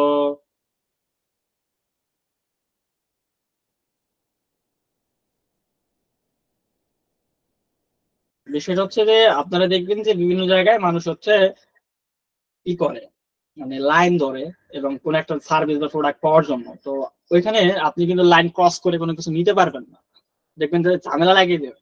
কিন্তু আপনি যাই যদি কোনো একটা কজ দেন, এই ছোট্ট একটা কজের কারণে কিন্তু আপনি যে কোনো জায়গা থেকে ঢুকে যেতে পারবেন, শুধুমাত্র কজ। এবং এই কজটা মানুষের মাইন্ডে এমন ভাবে মানে হিট করে যে তার ব্রেন আর মনে করেন যে কোনো লজিক নিয়ে চিন্তা করে না, তা আপনাকে সে মানে ছেড়ে দিবে। তো আপনাকে একটা কজ দিতে হয় মানুষকে, যদি আপনি ইমোশনালি এবং লজিক্যালি যদি তার সাথে ডিবেট করতে চান, তাহলে আপনাকে কজ দিতে হবে, কারণ দিতে হবে। তো দেখবেন আপনি যাই যদি বলেন যে আমার ভাই ইমার্জেন্সি রোগী আছে একজন, দেখবেন যে আপনার কি আর কথা বলবেন। আপনি ধরেন এক জায়গায় লাইন ধরছে, তো আপনি অনেক পরে গেছেন, আপনার লাস্টে দাঁড়াইতে হবে, কিন্তু আপনি যাই বলতেছেন যে ভাই আমার খুবই ইমার্জেন্সি একটা জায়গায় যাইতে হবে, বা আপনার হয়তো ধরেন গাড়ি আছে ছেড়ে যাইতেছে, অথবা আপনার ইমার্জেন্সি কোনো রোগী আছে, বা আপনার ছোট একটা বাচ্চা আছে, কোনো একটা কজ, যে কোনো একটা কজ দিয়ে যদি সামনে যদি বলেন যে ভাই আমার এই প্রবলেমটা আছে, আমার একটু যাইতে দেন, তাহলে দেখবেন যে ম্যাক্সিমাম মানুষ আপনাকে এগ্রি করবে। কিন্তু আপনি যাই এমনি যদি বলেন যে আমাকে একটু যাইতে দেন, তাহলে লাগবে মারামারি। তো দেখবেন যে এমনি আপনি কাউকে কনভিন্স করতে পারবেন, এমন আপনাকে কোনোদিন ঢুকতে দিবেন। একটা ছোট্ট একটা কজ দিবেন যে আমার আমার ছোট্ট একটা বাচ্চা আছে, আমাকে একটু যাইতে দেন, দেখবেন যে সবাই আপনাকে যাইতে দিচ্ছে, এবং ফার্স্টে যে আপনি সবার সামনে নিয়ে আসতে পারছেন আপনি সার্ভিসটা। বা আপনি যদি বলেন যে আমার গাড়িটা ছেড়ে দিচ্ছে, ইমার্জেন্সি কিছু একটা, মানে একটা ছোট একটা কজ দিতে হবে শুধু। এই কজটা মানুষকে ইনস্ট্যান্ট একদম শাটডাউন করে ফেলে সব ধরনের লজিক্যাল চিন্তা ভাবনা করা থেকে। তো দেখবেন যে শেয়ার করে কিছু চিন্তাই করবে না, আপনাকে দিয়ে দিবে। কিন্তু এমনি আপনি চাই জীবনও নিতে পারবেন না, মারামারি লেগে যাবে। শুধু ছোট্ট একটা কজ দিয়ে তাকে আপনি সবকিছু থেকে নিরস্ত করে ফেলতে পারবেন। তো আপনি বায়ারকে হচ্ছে কজ দিতে হবে। বায়ার যখন বলবে এসে যে আপনার এই কারণে সে নিবে না, যখন আপনি যদি ভ্যালিড কোনো কজ তার সামনে উপস্থাপন করতে পারেন, তাহলে সে এখান থেকে যাইতে পারবে না। তো ওইখানে সে আটকে যাবে। মানে এটাই সেলস এর টেকনিক, যে আপনার বায়ারকে ওখানে হুক করে ফেলতে হবে, যে বায়ার যে কারণে নিবে না ওইটা যদি কাউন্টার তার সামনে আপনি স্ট্রংলি দিতে পারেন, তাহলে কিন্তু বায়ার আর এখান থেকে যাইতে পারতেছে না। ওর এর বিপরীতে একটা স্ট্রং কাউন্টার না দেওয়া পর্যন্ত কিন্তু বের হতে পারবে না। মানে আপনি একজনকে একটা প্রোডাক্ট সে ইন্টারেস্টেড হলো, আপনাকে প্রশ্ন করলো, সে নিবে না, আপনি তাকে উল্টা প্রশ্ন করলেন, সে আপনাকে একটা জবাব দিল না নেওয়ার, কিন্তু ওইটাকে আপনি রিফিউজ করে দিলেন যে এটা না নেওয়ার কারণ এটা ঠিক না, ভ্যালিড না। তখন তাকে আবার উল্টা করে আপনাকে না বুঝে কিন্তু চাইতে পারবেন না এখান থেকে। তো আপনি যদি এরকম কস্ট দিতে পারেন স্ট্রং, তাহলে যে কোনো বায়ার আপনার কাছে কিনতে পারে। এমন হইতে পারে যে তার এখন লাগবে না, তারপরও আপনার এই স্ট্রং কজের কারণে এখন নিয়ে মানে এখান থেকে নিতে হইতেছে তার। এরকম মানে আপনি দেখবেন যে অনেক সময় সেলসম্যানরা এমন ভাবে আপনার সাথে কথা বলে যে আপনি হয়তো এই প্রোডাক্টটা কিনতেন না, কিন্তু আপনার ওর সাথে কনভারসেশনের কারণে কিনা লাগে, মানে কিনতে হয়েছিল লাস্টে আলটিমেটলি, এবং কিনে নিয়ে আসছেন, পরে আপনি সাফারিং করছেন না এটা আমার আসলে দরকার ছিল না। এটা আপনি ওই সময় আসলে এটাকে না করতে পারেন নাই, কারণ এমন ভাবে আপনার সাথে কনভারসেশন করছে সেলসম্যান, আপনি আসলে না করার কোনো সুযোগ পান নাই। তো এইরকম সিচুয়েশন তৈরি হয়ে যায়। তো এই সিচুয়েশনটা আপনাকে তৈরি করে ইনবক্সে এসে বাইরের যত অবজেকশন, এটাকে যদি আপনি স্ট্রংলি তার বিপরীতে কাউন্টার দিতে পারেন, তো ও আপনাকে যতক্ষণ ও যদি আপনাকে স্ট্রং কোনো কাউন্টার দিয়ে এটার ডিবেট করতে না পারে, তাহলে কিন্তু ওর এখান থেকে নিতে হবে। ও কিন্তু যাইতে পারতেছে না। বুঝলেন, আপনি একটা জিনিস আমাকে বললেন, কিন্তু আমি আপনাকে ওটা স্ট্রংলি কাউন্টার দিলাম, পরবর্তীতে আপনি যদি আমাকে ফিরে কাউন্টার দিয়ে আমাকে এইটাকে ভুল প্রমাণ করতে না পারেন, তাহলে কিন্তু আপনি নিজেকে অপরাধ বোধ মনে হবে, আপনি কিন্তু এখান থেকে চুপচাপ চলে যেতে পারবেন না। আপনাকে আমাকে একটা স্ট্রং কাউন্টার দিতে হবে, না আপনি এখানে দুর্বল হয়ে যাবেন। এটি হিউম্যান নেচার, আপনি দুর্বল হয়ে যাবেন এখানে। আপনি যে প্রোডাক্ট নিবেন কি নিবেন না, বা আদার্স কি সাইকোলজি আছে এটা না, বাস্তবিক পক্ষে আপনি কাউন্টারে এখন আমাকে যুক্তি তর্ক দেওয়ার ঠকাইতে পারতেছেন না, তখন আপনি নিজে দুর্বল হয়ে যাবেন। পরবর্তীতে আমি যদি আপনার সেলস টেকনিক অ্যাপ্লাই করি, আপনার কিনতে হবে জায়গা থেকে, আপনার প্রোডাক্ট না লাগলেও নিবেন। এটি হচ্ছে সাইকোলজি, মানে সেলস এর বিষয়। দেখবেন এইগুলোই ঘটে আপনাদের সাথে, যে আপনি যদি কাউন্টার যদি ভালো মতো দিতে পারেন, তাইলে আপনি ওখানে বের হইতে পারবেন। যদি সেলসম্যানের ভালো কাউন্টার আপনি বিপক্ষে না দিতে পারেন, তাইলে আপনি নিজে মানসিকভাবে দুর্বল হয়ে যাবেন, এবং আলটিমেটলি আপনাকে কিনতে হবে। এটি হয়, সেলসম্যান এটি করে, যে আপনাকে এমন ভাবে আপনাকে কাউন্টার দেয়, এর বিপরীতে আপনি শক্ত কোনো কাউন্টার দিতে পারেন না, পরবর্তীতে আপনি নিজেই হয়ে যান, মানসিকভাবে দুর্বল হয়ে যান, পরবর্তীতে আপনাকে নিতে হয়। তো এটা যদি আপনি ই করতে পারেন আপনার ইনবক্সে, যে আপনার কাস্টমার যখন এসে কোনো কিছু বলতেছে, আপনি যদি ওর প্রবলেম ও যে কারণে নিবে না, এটার বিপরীতে যদি শক্ত কাউন্টার দিতে পারেন, যেটার ওর কাছে এর বিপরীতে কোনো কিছু বলার নাই, মানে আমাকে এটাকে রিফিউজ করতে পারবে না, তাহলে কিন্তু ও কিন্তু মানসিকভাবে দুর্বল হয়ে যাবে, তখন ওকে নিতে হবে। তো সেই ক্ষেত্রে আপনাকে এই সাইকোলজিটা ইউজ করতে পারেন। কজ হচ্ছে মানুষকে অনেক বেশি শাটডাউন করে ফেলে, যদি আপনি স্ট্রংলি কজ দিতে পারেন। তো বায়ার বলতেছে যে তোমার দাম বেশি, আমি বা কিসের জন্য অন্য কোম্পানি কম দিচ্ছে, তো আপনি বিভিন্ন জিনিস বললেন। তারপরে উনি বলে I am not sure I want to pay than extra মানি, আমি শিওর না যে তোমাকে আমি কেন আসলে এক্সট্রা মানি দিব, অন্যরা তো কম দামে দিচ্ছে, তো তোমাকেই আমি কেন বেশি দাম দিয়ে দিব। তখন আপনি বলতে পারেন we are currently running a promotion that will give you a 10% discount also if you order today we will give you free shipping. বিভিন্ন বিষয় বলতে পারেন যে আচ্ছা আমরা বর্তমানে একটা প্রমোশন চালাচ্ছি যেখানে 10% ডিসকাউন্ট আছে, তো তুমি যদি এখন অর্ডার করো তাহলে তুমি সাথে ফ্রি শিপিংও পাবা। তো আপনি তাকে কিন্তু হ্যাক করে ফেললেন, যে সে বলতেছিল যে এক্সট্রা মানি কেন পে করবে, তো তার মানে সে নিবে, বুঝছেন কথা, সে কিন্তু প্রোডাক্টটা নিবে, কিন্তু কেন নিতেছে না, সে হচ্ছে অন্য জায়গা থেকে কম দামে পাচ্ছে, এই কারণে নিবে না। তো আপনি আপনার প্রোডাক্ট সম্পর্কে আরো কিছু বিস্তারিত বললেন, তো এরপরও বলতেছে না আমি কেন এক্সট্রা মানি তোমাকে দিব। তখন আপনি তা বুঝে গেলেন যে অলরেডি সে প্রোডাক্টে নিতে ইন্টারেস্টেড, তার কাছে টাকাও আছে, এবং এই বিষয়ে সে হাই ইন্টেন্ট অডিয়েন্স, তার দরকার প্রোডাক্ট, কিন্তু সে কম দামে অন্য জায়গা থেকে পাচ্ছে কিন্তু আমার কাছে নিচ্ছে না। তখন আপনি যদি তাকে বলেন যে we are currently running a promotion that will give you a 10% discount, আমাদের এই মুহূর্তে একটা প্রমোশন চলতেছে 10% ডিসকাউন্ট যদি তুমি এখন অর্ডার করো এবং সাথে ফ্রি শিপিং পাবা, তখন কিন্তু সে মানা করার কোনো স্কোপ নাই তার কাছে এখন, কারণ সে কম দাম পাচ্ছে, সাথে মনে করেন যে ফ্রি শিপিং পাচ্ছে। এখন সে কি বলবে, মানে এখন তো কম্পিটিটরের চাইতে কম দামও পাচ্ছে এবং সাথে ফ্রি শিপিংও পাচ্ছে, তাহলে এখন তার কাছে তো না বলার কোনো সুযোগ নাই এখন। তো এখন কিন্তু সে নিতে বাধ্য। তো আপনি কেবল কাস্টমার বলতেছেন হুম দ্যাট সাউন্ড গুড, তো আপনি তারপরে বলেন যে do you have any other question, আপনি বলতে পারেন আর কোনো প্রশ্ন আছে তোমার। তো এখন তো তার কাছে কোনো প্রশ্ন নাই, তাকে তো আপনি ব্ল্যাঙ্ক করে ফেলছেন। তো এখন বলবেন no that's all, I would like to make a purchase, আমি কিনবো আসলে এখন। তো আপনি বলেন great, I will work to through the order process, আমি তোমাকে কি অর্ডার করতে হয় সেটা বলতেছি। তো আপনি যদি এইভাবে ওকে খুব সাইকোলজিক্যালি ভালো মতো স্ট্রংলি শব্দ ধরতে পারেন, তাহলে ওর এখান থেকে বাইরে আর কায়দা নেই, এখান থেকে ইনবক্স থেকে, যতক্ষণ পর্যন্ত কোনো কারণ না বলে যাবে। হয়তো কিছু মানুষ চলে যাবে, সবাই যে আপনার সাথে হুক হয়ে যাবে বিষয়টা এরকম না। যদি আপনি 10 জনকে এভাবে ধরেন, হয়তো 4-5 জন হচ্ছে তারা পাত্তা না দিয়ে কোনো অ্যান্সার না দিয়ে চলে যাবে, কিন্তু এইরকম খুব কম হয়, যদি প্রশ্ন করেন ভ্যালিড প্রশ্ন উত্তর না দিয়ে চলে যাবে এরকম মানুষ খুব কম হয়। তো আপনি যদি তাকে ভ্যালিড প্রশ্ন করেন উত্তর দেবেন, উত্তর দেওয়া মানে হচ্ছে এঙ্গেজ হয়েছে, এখন ওরে আপনি ধরে ফেলছেন, এখন ওকে আপনি বিভিন্ন ধরনের প্রশ্ন করে করে ওকে সাইকোলজিক্যালি উইক করে ফেলবেন।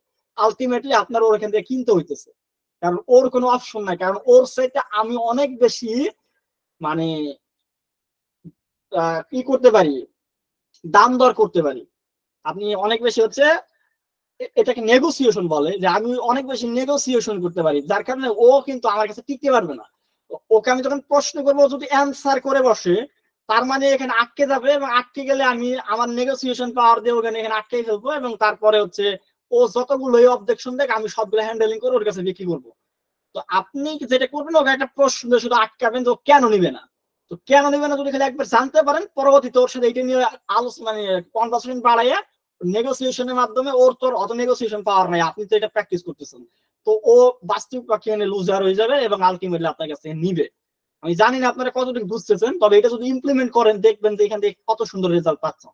এটা আসলে আমরা ক্লায়েন্ট অ্যাকুইজিশনে আলটিমেটলি আউট অফ মার্কেট প্লেসে ক্লায়েন্ট অ্যাকুইজিশনে ব্যবহার করি, যেটা হচ্ছে আপনারা আমাদের দেশের বিজনেসম্যানরা ইনবক্সে যারা হচ্ছে কাজ করতেছেন তারা আপনাদের ব্যবহার করতে পারেন, কারণ এই সাইকোলজি গুলা আলটিমেটলি বাংলাদেশে যারা আপনার ক্রেতা এরা তো এত অ্যাডভান্স না, এরা সিম্পলি আমরা বিজনেসম্যানদেরকে ক্র্যাক ডাউন করার জন্য ব্যবহার করতেছি। আর এখানে আপনার একটা সাধারণ মানুষ একটা প্রোডাক্ট কেনার জন্য আসতেছে, ওর সাথেই মাইন্ড গেম খেললে ও এখানে টিকতে পারবে আপনার মনে হয়? জীবনেও না। তো আপনি শুধু আপনার প্রোডাক্ট নিয়ে একটু কনফিডেন্স থাকবেন, দ্যাটস ইট। আপনি কনফিডেন্স থাকলে কনভিন্স করতে পারবেন, আপনার প্রোডাক্ট নিয়ে যদি আপনি কনফিডেন্স না থাকে তাহলে আপনি জীবনে কোনোদিন কনভিন্স করতে পারবেন না। তো আপনি এইভাবে হচ্ছে মানুষকে হচ্ছে যদি প্রাইস নিয়ে তার কোনো ডাউট হয়, কম্পিটিটরের প্রাইস নিয়ে কোনো ডাউট হয়, ল্যাক অফ ইন্টারেস্টের ডাউট হয়, তাহলে কি আপনারা কনভিন্স করতে পারবেন?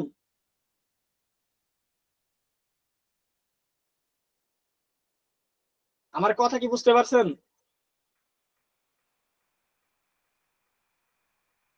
আচ্ছা, কোনো রেসপন্স না করলে তো আমি আসলে কন্টিনিউ করতে পারছি না, কারণ আপনারা আদৌ বুঝতে পারতেছেন কিনা এটাই তো আমি বুঝতেছি না। শেষ করে দেবো কি আজকের সেশন এই জায়গায়? হ্যাঁ, যদি কমিউনিকেট না করেন তাহলে তো আর কন্টিনিউ করার কোনো মানে হয় না, যদি আপনারা মানে আমার সাথে কনভারসেশন না করেন যে আদৌ বুঝতে পারতেছেন কিনা। জি ভাই, বুঝতে পারতেছি, আপনি কন্টিনিউ করেন। কথা তো বলতেছেন না কেউ। এই তো ভাই, কথা বলার চেষ্টা করতেছি ভাই। ভয় পাওয়াতে কিছু না, আপনার সব বিজনেস, মানে আপনারাই যদি ভয় পান তাহলে তো খবর আছে, মানে কাস্টমারের সাথে যদি মানে কথাই বলতে না পারেন তাহলে আর কি পটাবেন, মানে কাকে ধরবেন কিভাবে? আপনাকে জানতে হবে, প্রচুর পরিমাণে বাকপটু হইতে হবে যে একজন আপনার ইনবক্সে আসবে তারপর কেমন চলে যাবে। তো আপনার কাছে 150 মেসেজ দিচ্ছে, 5 জন কিনে না, মানে কি? মানে আপনি কি কনভারসেশনের বুঝেন না। তো আপনাকে কমিউনিকেশন বুঝতে হবে আগে। আগে ফেসবুকে অ্যাড নিয়ে পড়াশোনা না করে মানুষকে কিভাবে পটাইতে হয় এইটা বুঝতে হবে। তারপরে হচ্ছে কনভারসেশন নিয়ে ভাই মেইন ভয়, এটি হচ্ছে বিষয়। ভয় পাইলেই তো সমস্যা। এই আমার সাথে কথা বলতে পারতেছেন না আপনারা, আলটিমেটলি অপরিচিত 100 জন মানুষের সাথে কিভাবে কথা বলবেন আপনি বলেন তো আমাকে। এইখানে আমাকে চিনেন অনেকদিন ধরে। এখন বাংলাদেশের মানুষ, ইংরেজি কথা আমি বলতেছি না, আপনারা আমার সাথে কথা বলতে ভয় পাচ্ছেন, তাহলে আলটিমেটলি 100 জন আলাদা আলাদা পার্সনের সাথে কিভাবে কথা বলবেন বা তাকে আপনি কিভাবে ইনফ্লুয়েন্স করবেন? আপনি নিজেই কনফিডেন্স না। দেখেন, কনফিডেন্স যদি আপনি থাকেন তাহলে আরেকজনকে কনভিন্স করা যায়। নিজের কনফিডেন্স থেকে আরেকজনকে কনভিন্স করা যায়। আপনি নিজে কনফিডেন্স না হলে আরেকজনকে কনভিন্স করতে পারবেন না। আপনি যদি নিজে লুজার হন, মানে নিজের কনফিডেন্স নাই, তাহলে আপনাকে আরেকজন কনভিন্স করে ফেলবে। আর আপনি যদি স্ট্রং হন তাহলে আপনি আরেকজনকে ই করতে পারবেন, প্রভাবিত করতে পারবেন। দেখবেন যার পার্সোনালিটি যত স্ট্রং সে অন্যকে বেশি প্রভাবিত করতে পারে। আপনি যদি আপনার পার্সোনালিটি যদি উইক হয় তাহলে আপনি অন্যদের দ্বারা ইনফ্লুয়েন্স হবেন। আর আপনি যদি স্ট্রং হন তাহলে আপনার দ্বারা অন্যরা ইনফ্লুয়েন্স হবে। এখন কথা হচ্ছে, আপনি কি অন্যদের দ্বারা ইনফ্লুয়েন্স হবেন নাকি আপনার দ্বারা অন্যরা মানে ইনফ্লুয়েন্স হবে, কোনটা চান?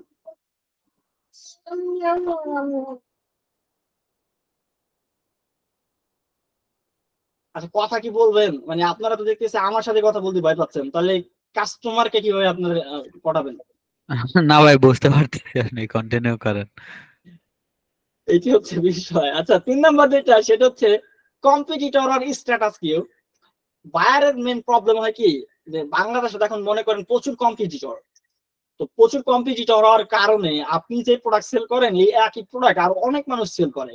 আর সবচেয়ে বড় কথা হয় কি, বাংলাদেশে হচ্ছে আপনি একটা প্রোডাক্ট নিয়ে যদি ভালো করেন, আপনার এই দেখা দেখে আরো কয়েকটা বিজনেস গড়ে ওঠে, এবং তারা যেটা শুরু করে সেটা হচ্ছে আপনার সাথে কম দামে বিক্রি করা শুরু করে। ওই যে একটা এক্সাম্পল আছে, যে আপনি একটা মিষ্টির দোকান দিলেন, তো আপনার 10 বছরের ব্র্যান্ড, এখন আমি মার্কেটে নতুন একটা বিজনেস খুঁজতেছিলাম, বুঝতেছি না কি দিব। তো দেখলাম যে আপনার মিষ্টির দোকান ভালোই চলে, আপনার দোকানের পাশে আমি একটা মিষ্টির দোকান দিলাম, তা আমার কাছে তো কেউ কিনে না। তা আমি যেটা করলাম সেটা হচ্ছে আপনার সাইডে 10 টাকা কমে বিক্রি করা শুরু করলাম ডিসকাউন্ট দিয়ে। তো দেখা গেল 5 জন কাস্টমার পাইছি, তো দেখা গেল যে আরো 5% ডিসকাউন্ট বাড়াই দিলাম, তো আরো 5 জন পাইলাম, আরো 5% বাড়াই দিলাম, আরো 5 জন পাইলাম, তো দেখা গেল যে ভালোই কাস্টমার পাচ্ছি আমি ডিসকাউন্ট দিয়া। এখন দেখা গেল যে আমি যখন ডিসকাউন্ট দিচ্ছি তখন কাস্টমার আসতেছে, তখন আমার যে কম্পিটিটর 5 জন ছিল 10 বছর ধরে বিজনেস করতেছে, উনি দেখতেছে ওনার কাস্টমার চলে যাচ্ছে, বান্দা কাস্টমার, তো উনি আবার কিছু ডিসকাউন্ট দিতে বাধ্য হইলো, যেহেতু আমি এখন মার্কেটে এসে আমরা কম্পিটিটর হয়ে গেছি এবং ডিসকাউন্ট দেওয়া শুরু করছি, এখন তো বাধ্য হয়ে তার দাম কমাইতে হইতেছে। তো সে কি করলো, সে অল্প একটু ডিসকাউন্ট দিল, তখন দেখা গেল যে এই কাস্টমার গুলো আবার তার কাছে চলে গেল, যেহেতু তার এইগুলো বান্দা কাস্টমার, আমি একটু কম দাম নিছিলাম তো আমার কাছে আসছিল, এখন সে আবার কম দাম একটু নিচ্ছে, তা আবার তার কাছে চলে গেছে, আমার কাছে নেওয়ার কোনো কারণ নেই। তো দেখা গেলো আমি আরো দাম কমাইলাম, তো তখন আবার তারা একটু আসলো যে এখানে তো আরেকটু দাম কম পাচ্ছে। তো দেখা গেল এইভাবে দাম কমাইলে কিন্তু আমি বিজনেস করতে পারবো না। পরে দেখা যাবে আমার চালান পুঁজি সব শেষ হয়ে যাইতেছে ডিসকাউন্ট দিতে দিতে, তো আমার তো বিজনেস হইতেছে না। তো দেখা যাবে আমার বিজনেস একসময় শেষ হয়ে যাবে, ওই আগে যে ব্র্যান্ড আছে সাস্টেনেবল বিজনেস ওইটি টিকে যাবে।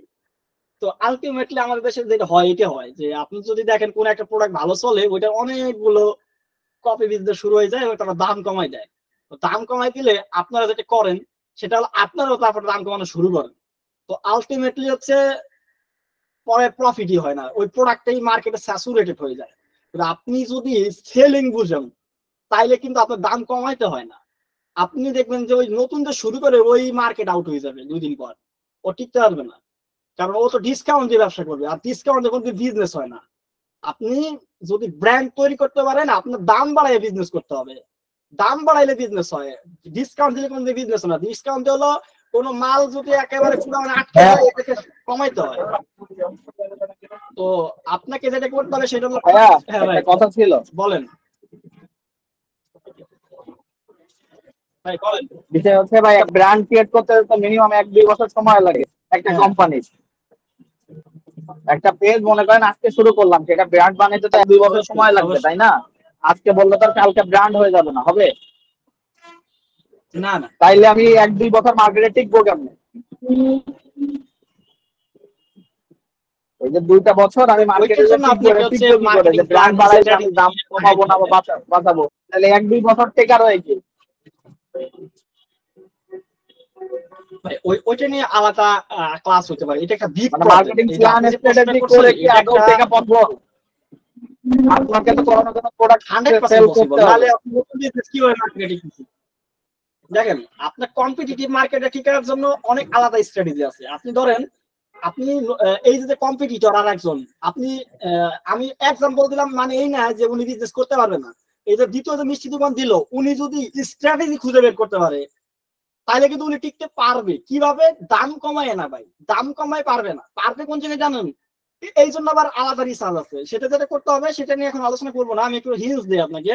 সেটা হচ্ছে কি যে এইটার জন্য আপনাকে আপনার মার্কেটের উইকনেস, যেটাকে বলা শর্ট অ্যানালাইসিস, তার স্ট্রেন, আপনার কম্পিটিটরের স্ট্রেন, উইকনেস, আপনার অপরচুনিটি, এবং আপনার হচ্ছে যেটাকে বলে হচ্ছে থ্রেট। এই যে শর্ট অ্যানালাইসিসে আপনার থ্রেট কি আছে, আপনার অপরচুনিটি কি আছে, আপনার উইকনেস কি আছে, এবং আপনার স্ট্রেন কি আছে, আপনার কম্পিটিটরের স্ট্রেন কি, তার উইকনেস কোথায়, এবং তার থ্রেট কি আছে, এবং আপনার অপরচুনিটি কোথায় আছে, এইগুলো যদি কম্পিটিটর খুঁজে বের করে ওই জায়গায় যদি ইমপ্রুভমেন্ট করতে পারেন এবং ওই জায়গা থেকে বিজনেস করতে পারলে আপনি আপনি কম্পিটিটিভ মার্কেটেও টিকতে পারবেন। ওই জন্য আপনাকে যেটা করতে হবে, আপনার কম্পিটিটরের যে ল্যাকিংস গুলো আছে, গ্যাপ আছে, এই গ্যাপ খুঁজে বের করে ওই জায়গায় আপনাকে ইমপ্রুভমেন্ট করে বিজনেসে আগাইতে হবে। বুঝতে পারছেন? তাইলে আপনি হচ্ছে আগাইতে পারেন, ডিসকাউন্টে বিজনেস আগাইতে পারবেন না। আপনার কম্পিটিটরের যে প্রবলেম আছে, মানে ল্যাকিংস আছে, দুর্বলতা আছে, দুর্বলতা গুলো খুঁজে বের করে ওই জায়গায় আপনার ইমপ্রুভমেন্ট করে ওই কাস্টমার গুলোকে ধরে আনতে হবে। তাইলে আপনি আপনার কম্পিটিটরের সাথে বিট করে যাইতে পারবেন। বুঝতে পারছেন? জি ভাই, আমি আপনার কথা বুঝতে পারছি, কিন্তু এখানে আমার আরেকটা কোশ্চেন আছে। মনে করেন আমি গ্যাজেট নিয়ে কাজ করব, বাংলাদেশের মার্কেটে মোশন ভিউ, স্টারটেক, অমুক টেক, হাবি জাবি বড় বড় জায়ান্ট আছে। মনে করেন এক একজনের একটা প্রবলেম আছে, আপনি 10টা দুর্বলতা খুঁজে বের করলাম, 10টা আমার বড় বড় জায়ান্টের সেম দুর্বলতা সলিউশন আছে। তাহলে কি আমার ওই ক্যাটাগরি চেঞ্জ করে ফেলা উচিত, নাকি আমি আদৌ ওই ক্যাটাগরিতে বিজনেস করতে পারবো? যদি আপনি এরকম প্রবলেম পান, মেজর প্রবলেম আপনার কম্পিটিটরের আছে, যেটা দুর্বলতা, এবং এটাকে আপনি কাজে লাগাইতে পারবেন, এবং এইটা যদি কাজে লাগান তাহলে আপনি একটা ভালো লার্জ অডিয়েন্স ধরতে পারবেন, তাহলে আপনি এটি নিয়ে কাজ করতে পারেন। যদি দেখেন মেজর কোনো দুর্বলতা পাচ্ছেন না, তাহলে আপনি কম্পিটিটিভ মার্কেটে যাবেন না। যদি আপনি মেজর দুর্বলতা পান আপনার কম্পিটিটরের, তাহলে আপনি এই মার্কেটে থাকতে পারবেন। ভাই তাহলে তো মেইন প্রবলেমই হচ্ছে প্রোডাক্ট ফাইন্ডিং। কারণ বিষয়টা হচ্ছে এরকম, বাংলাদেশ মার্কেটে এমন প্রোডাক্ট নাই বললেই তো হাতে গোনা কিছু ছাড়া, যে মার্কেটে আপনার কম্পিটিশন নাই বা জায়ান্ট বসে নাই। তাহলে আমরা যারা ছোট উদ্যোক্তা তারা তাহলে এই জায়গায় হচ্ছে মেইন প্রবলেম কি জানেন? এই জায়গায় মেইন প্রবলেম হচ্ছে যে আপনি নিজে মনে করতেছেন যে মার্কেটে এরকম প্রোডাক্ট নাই। এর মেইন রিজন হচ্ছে আপনার এই রিসার্চ নলেজটা হচ্ছে খুবই ন্যারো।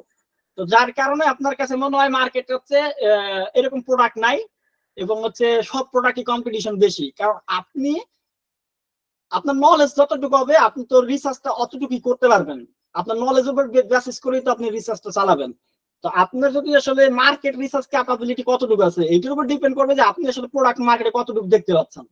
তো আপনার চোখের পাওয়ার যতটুকু হবে আপনি ততটুকু পর্যন্ত দেখবেন, এটি স্বাভাবিক। তো আপনাকে যেটা করতে হয়, আগে শিখতে হবে মার্কেট অ্যানালাইসিস কিভাবে করতে হয়। যদি মার্কেট অ্যানালাইসিস করতে পারেন তাহলে আপনি প্রোডাক্ট কিভাবে মার্কেটে থেকে বের করবেন, কিভাবে মার্কেট ফিট করবেন, এগুলো নিয়ে ভাই আলাদা ক্লাস হইতে পারে। আমি তো এগুলো নিয়ে আলোচনা করতে চাচ্ছিলাম না, কারণ এগুলো তো আপনারা অলরেডি আগেই পড়ে আসেন কোনো না কোনো জায়গা থেকে। কারণ আপনারা যেহেতু অলরেডি বিজনেস করতেছেন, প্রোডাক্ট রিসার্চ কিভাবে করতে হয়, মার্কেট অ্যানালাইসিস কিভাবে করতে হয়, মার্কেটে প্রোডাক্ট কিভাবে ফিট করতে হয়, এই বিষয়গুলো আমার মনে হয় আগে থেকে আপনারা জানেন, তো বিজনেস করতেছেন, যে কারণে আমি এগুলো নিয়ে কখনো আলোচনা করিনি। তো এইগুলো হচ্ছে বেসিক ফাউন্ডেশন। এই জায়গায় ভুল থাকলে তো ভাই পরবর্তীতে অ্যাড দিয়ে কোনো লাভ হবে না। কারণ আপনি যদি এই বেসিক ফাউন্ডেশনে দুর্বল হয়ে যান, মানে আপনি কম্পিটিটর রিসার্চ ভালো মতো করেন নাই, মার্কেট অ্যানালাইসিস করেন নাই, তাইলে যে অ্যাড দিয়ে তো পরবর্তীতে পস্তাবেনি, স্বাভাবিক। পরে দেখা যাবে যে ডিসকাউন্ট সেল হবে না, মানে যদি পুরাই দুর্বলতা থাকে। তো ওইটা হচ্ছে আলাদা সাবজেক্ট। আমরা আজকে যেটা নিয়ে কথা বলতেছি একটা আলাদা একটা টপিক, মানে অলরেডি অন্য টপিকে চলে গেলাম। তো যাই হোক, তো আমরা যেটা নিয়ে কথা বলতেছিলাম সেটা হচ্ছে যে কম্পিটিটর যেমন হচ্ছে গ্রাহক আপনার প্রতিযোগিতা সম্পর্কে জানতে চায়। গ্রাহক মনে করেন যে বর্তমানে হয়তো কারো কাছ থেকে সার্ভিস নেয়, অথবা আপনার কাছ থেকে নিতে সে সাহস পাচ্ছে না। যেমন ধরেন আপনি যদি অর্গানিক ফুড নিয়ে কাজ করেন বাংলাদেশে, এই যে আপনার প্রশ্ন চলে আসতেছে, আপনি যদি অর্গানিক ফুড নিয়ে কাজ করেন বাংলাদেশে, দেখা যাবে আপনি হানি নাট নিয়ে কাজ করতে চান। এখন আপনি তো বলবেন যে ভাই ঘরের বাজার তো মনে করেন জামশেদ মজুমদার যে পরিমাণ ব্র্যান্ড তৈরি করছে, এখন এইখানে তো মার্কেট স্যাচুরেটেড হয়ে গেছে।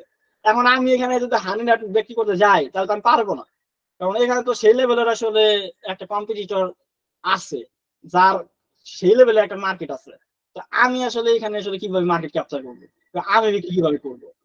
এইটার জন্য আপনাকে যেটা করতে হবে সেটা হচ্ছে এই যে এখানে আপনি কিন্তু এই প্রবলেম গুলো পাচ্ছেন। যেমন আপনার কম্পিটিটর, আপনি ক্লায়েন্ট, আপনার যারা ক্রেতা তারা আপনার কম্পিটিটর সম্পর্কে জানতে চায়। দেখবেন বর্তমানে মার্কেটে কোনো মানুষ কিন্তু আপনার একটা অ্যাড দেখে না। আপনি যে প্রোডাক্ট বিক্রি করেন শুধুমাত্র আপনার অ্যাডই দেখে না, আরো 10 জনের কাছ থেকে একই প্রোডাক্টের অ্যাড দেখে। তো 10 জনকে অ্যানালাইসিস করে কিন্তু প্রোডাক্ট কিনে। আপনি কিন্তু আপনার কাস্টমারকে স্টুপিড ভাইবেন না। এখনকার কাস্টমাররা কিন্তু অনেক অ্যাডভান্স এবং অনেক বেশি স্মার্ট।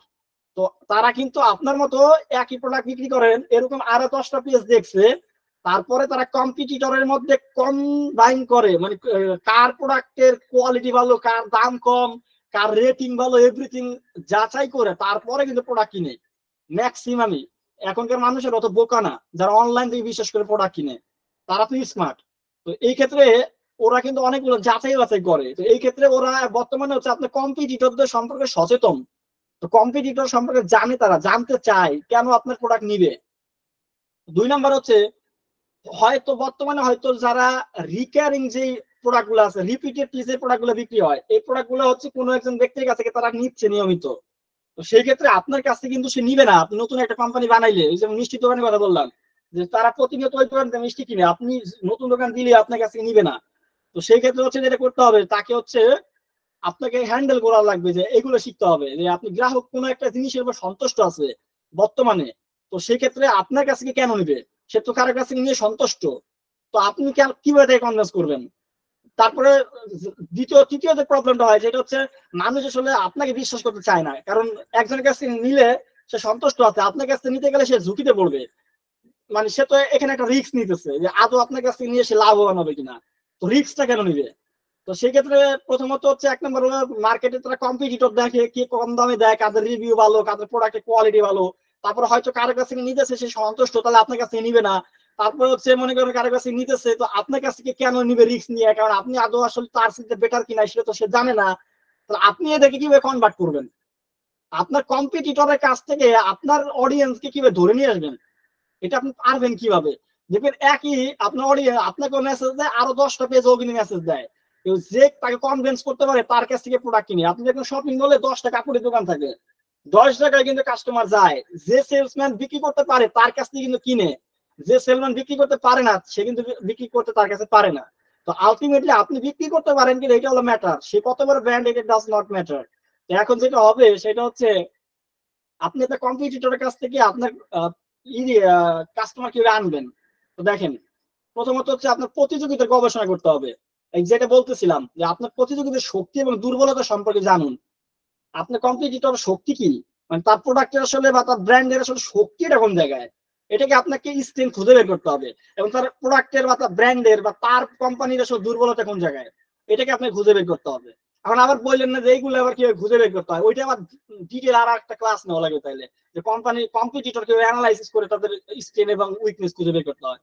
তো তারপরে আপনার প্রতিযোগীদের তুলনায় আপনার পণ্য বা পরিষেবার সুবিধাগুলো চিহ্নিত করতে হবে। আমি বলছি যে আপনার প্রোডাক্ট সম্পর্কে যদি আপনি কনফিডেন্স না হন, তাহলে আপনি অন্যকে কনভিন্স করতে পারবেন না। আপনার প্রোডাক্টের কনফিডেন্স থেকে অন্যজনকে কনভিন্সের প্রশ্ন আসে। আপনি আপনার প্রোডাক্ট নিয়ে যত কনফিডেন্স হবেন আর একজনকে তত বেশি কনভিন্স করতে পারবেন। এবং আমি যে কথা বলতেছি, আমি কিন্তু অনেক কনফিডেন্ট নিয়ে আপনার সামনে কথা বলতেছি। আমি যদি মানে লুতুপুতু ভাবে কথা বলতাম আপনি কিন্তু শুনতেন না, বলতেন উনি আর কি জানে। তো আপনি প্রোডাক্টে আপনি যত বেশি কনফিডেন্স হবেন আর একজন তত বেশি আপনাকে গুরুত্ব দিবে এবং তাকে আপনি তত বেশি পারসুয়েট বা ইনফ্লুয়েন্স করতে পারবেন। তো আপনাকে আগে হলো আপনার প্রোডাক্ট নিয়ে কনফিডেন্স হতে পারে। এই কনফিডেন্স হওয়ার জন্য আপনার কম্পিটিটরের প্রোডাক্টের চাইতে আপনার প্রোডাক্টটাকে তো অবশ্যই ইমপ্রুভ করতে হবে কোয়ালিটির দিক দিয়ে। আরেকটা জিনিস মনে রাখবেন যে আপনার প্রোডাক্ট কোয়ালিটি দিক দিয়ে খারাপ হইলেও কিন্তু আপনাকে নিজেকে বিশ্বাস করতে হবে যে আপনার প্রোডাক্ট আপনার কম্পিটিটরের চাইতে শক্তিশালী। এইটা যদি আপনি বিশ্বাস না করতে পারেন তাইলে জীবনে আপনি আর একজনকে পটাইতে পারবেন না, আপনি নিজের প্রোডাক্ট নিয়ে যদি কনফিডেন্স না হন। তো আপনি যখন কনফিডেন্স হবেন তো আপনাকে যেটা করতে হবে অবশ্যই আপনার কম্পিটিটরের শক্তি এবং দুর্বলতা খুঁজে বের করে আপনার পণ্যর পরিষেবার গুলো সার্ভিসের বা আপনার প্রোডাক্টের সুবিধা অ্যাডভান্টেজ গুলো কি কি আছে, বেনিফিট গুলো কি কি আছে এগুলো খুঁজে বের করতে হবে যাতে আপনি বায়ারকে বুঝাইতে পারেন যারা আপনার ক্রেতা। তো তারপর হলো আমরা প্রতিযোগিতা গবেষণা করার পর যেটা হবে সেটা হচ্ছে গ্রাহকের চাহিদা। আপনার কাছে যারা কিনবে তাদের সম্পর্কে আপনি রিসার্চ করেন, গ্রাহকের চাহিদা এবং প্রত্যাশা সম্পর্কে জানতে হবে, তারা কি চায়, তাদের নিড কি এবং তাদের ওয়ান্ট কি, আর গ্রাহক কেন বর্তমান অবস্থায় কারো কাছ থেকে নিয়ে সন্তুষ্ট এটা বোঝার চেষ্টা করতে হবে এবং সে কেন ঝুঁকি নিতে চায় না, আপনার কাছ থেকে কেন কিনতে চায় না, আরেকজনের কাছ থেকে কেন নিতেছে। আপনি একজন বান্দা কাস্টমার কাছ থেকে আরেকজনের কাছ থেকে আপনি কিভাবে নিবেন, এই ঝুঁকি কেন নিতে চাইতেছে না আপনার কাছ থেকে, এটা তার কারণ আছে, এই কারণে নিতে চাইতেছে না, সে একটা রিস্ক ফিল করতেছে যে আপনার কাছ থেকে নিলে আদৌ আসলে আগের জনের কাছ থেকে বেটার কোনো কিছু পাবে কিনা, এটা সে নিজে কনফিউজ, যার কারণে সে নিতেছে না। এইগুলা আপনারই দায়িত্ব তাকে এই বিষয়গুলো থেকে বের করা, যে সে যাতে ঝুঁকি নিতে স্বাচ্ছন্দ্য বোধ করতে পারে। এই ঝুঁকিটা মিনিমাইজ আপনাকে করতে হবে এবং আপনার সে যার কাছ থেকে সার্ভিস নেয় বা প্রোডাক্ট নেয় তার কাছ থেকে সে সন্তুষ্ট এবং এইটা কেন সে সন্তুষ্ট এটা আপনাকে বুঝতে হবে এবং এখান থেকে আপনি তাকে কিভাবে ঘুরাবেন, আপনার প্রোডাক্ট নিতে বাধ্য করবেন, এটা আপনাকেই তাকে কনভিন্স করতে হবে এবং তার আসলে দরকারটা কি এবং আদৌ সে এটা পাইতেছে কিনা কম্পিটিটরের কাছ থেকে এটাও আপনাকে বুঝতে হবে। তাইলে হচ্ছে আপনি কাস্টমারকে যদি বুঝেন আর কম্পিটিটরকে যদি বুঝেন তাইলে আপনি যে কোনো কম্পিটিটরের কাছ থেকে কাস্টমার নিয়ে আপনি কাজ করতে পারবেন। তো কিভাবে করবেন আমি একটা এক্সাম্পল দিই তাহলে বুঝবেন। প্রথম আপনি যেটা করবেন সেটা হচ্ছে আপনার কম্পিটিটর আপনার ক্লায়েন্ট মানে বায়ার যখন এসে বলবে যে লো প্রাইসে অমুকের কাছ থেকে এই প্রোডাক্টগুলো পাওয়া যায় তাহলে আপনার কাছ থেকে কেন নিব, বা আমি অমুকের কাছ থেকে নেই না আপনার কাছ থেকে নিব না, তখন আপনি যেটা বলবেন যে we have many advantage over our competitor. তো আমার কাছ থেকে নিলে তুমি আমার কম্পিটিটরের সাথে বেশি কিছু আরো বেশ কিছু অ্যাডভান্টেজ পাবা। কি কি? ফার্স্ট আমার প্রোডাক্ট এইগুলা, সেকেন্ড আমার প্রোডাক্ট এইগুলা, থার্ড আমার প্রোডাক্ট এইগুলা।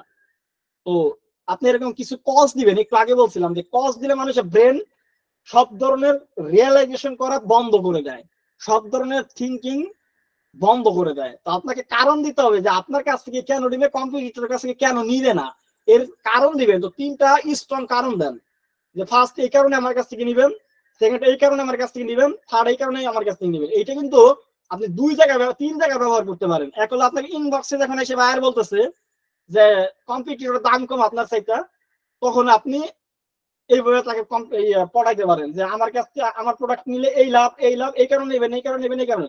আর অ্যাড দেওয়ার সময় আপনি আপনার অডিয়েন্সকে টার্গেট করতে পারেন যে অন্যদের কাছ থেকে না নিয়ে আপনার কাছে কেন নিবে। তো আপনি আপনার কম্পিটিটরের কাছে কিভাবে তাকে ছুড়াবেন, এই জন্য আপনি বলতে পারেন আমার কাছ থেকে এই কারণে আমার প্রোডাক্টটা নিবেন, এই কারণে আমাদের কাছ থেকে প্রোডাক্টটা নিবেন, এই কারণে আমাদের কাছে প্রোডাক্টটা নিবেন। 3টে কজ দিয়ে দিলেন, তাইলে কিন্তু অন্যদের কাছ থেকে আপনার কাছে নেওয়ার কারণ সে পাইলো। অথবা আপনার ল্যান্ডিং পেজে যখন আপনি বিজনেস করেন তখন আপনার ল্যান্ডিং পেজে এরকম কারণ দিতে হবে যে আপনার কম্পিটিটরের কাছ থেকে কেন প্রোডাক্ট নিবে না, আপনার কাছ থেকে কেন নিবে। 1 নম্বর কারণ এটা, 2 নম্বর কারণ এটা, 3 নম্বর কারণ এটা। এইটা যখন বলবেন তখন কিন্তু তার কাছে আপনার প্রোডাক্ট নেওয়ার একটা পার্সপেক্টিভ তৈরি হবে যে আদৌ অন্যদের কাছ থেকে না নিয়ে আপনার কাছে কেন নিবে। আর আপনি যদি এটা ডিফাইন করতে না পারেন, ক্লিয়ার করতে না পারেন কাস্টমারের কাছে যে আপনার প্রোডাক্ট কেন নিবে অন্যের কাছে না নিয়ে, তো তার আপনি বিক্রি করতে পারতেছেন না। তো আপনাকেই বুঝাইতে হবে কাস্টমারকে যে আপনার কাছ থেকে কেন নিবে, অন্যদের কাছ থেকে কেন নিবে না। এর জন্য আপনাকে 2 থেকে 3টা মিনিমাম হচ্ছে বড় বড় কারণ দিতে হবে। এটা অ্যাডে দিতে পারেন, মেসেঞ্জারে দিতে পারেন, বা যখন কনভার্ট বলতেছে, অথবা আপনি ল্যান্ডিং পেজে। তাহলে আপনি এই শক্তিশালী কারণ ব্যবহার করতে পারলে আপনার কাছ থেকে প্রোডাক্ট কিনবে, অন্যদের কাছে সে কিনতে পারবে না, আর এইটা সে হুক হয়ে যাবে। আমি বললেন এগুলো কি বলবো, এগুলো আমি আসতেছি। ভাই বললো, আপনি বললেন দেয়ার আর মেনি রিজন, এটা বলতেছে reason to that sell from your current situation। আমরা বলতেছিলাম যে এটা যে বায়ার কারো কাছ থেকে সন্তুষ্ট, কারো কাছে রেগুলার প্রোডাক্ট কিনে, তাহলে আপনার কাছ থেকে কেন কিনবে? এইটার জন্য আপনি বলতে পারেন যে আমাদের কাছ থেকে কেনার জন্য এবং কারণ এবং তোমার এই কারেন্ট সিচুয়েশন থেকে চেঞ্জ করার জন্য তুমি কিসের জন্য চেঞ্জ করবা, অমুকের কাছ থেকে কেন নিবা না। এর ফার্স্ট কারণ আমাদের প্রোডাক্ট, সেকেন্ড কারণ আমাদের সার্ভিস, থার্ড কারণ আমাদের প্রাইস। এবং বলতে পারেন কারণ কাস্টমার বলতেছে but there always a risk with change right না, রাইট? সে বলতেছে ঠিক আছে, কিন্তু চেঞ্জ করা তো সবসময় হচ্ছে অন্যের কাছ থেকে নেওয়া তো একটা রিস্কি। আদৌ আপনি তোমার কাছ থেকে আমি ভালো বেনিফিট পাবো কিনা, ভালো সার্ভিস পাবো কিনা, এটা রিস্ক হয়ে যায়। তখন আমি আপনাকে আবার কারণ দিতে হবে, দেয়ার আর অলওয়েজ সাম রিস্ক। হ্যাঁ, সবসময় রিস্ক থাকবে সামান্য, but we take many step to minimise the risk, first we, second we, third we.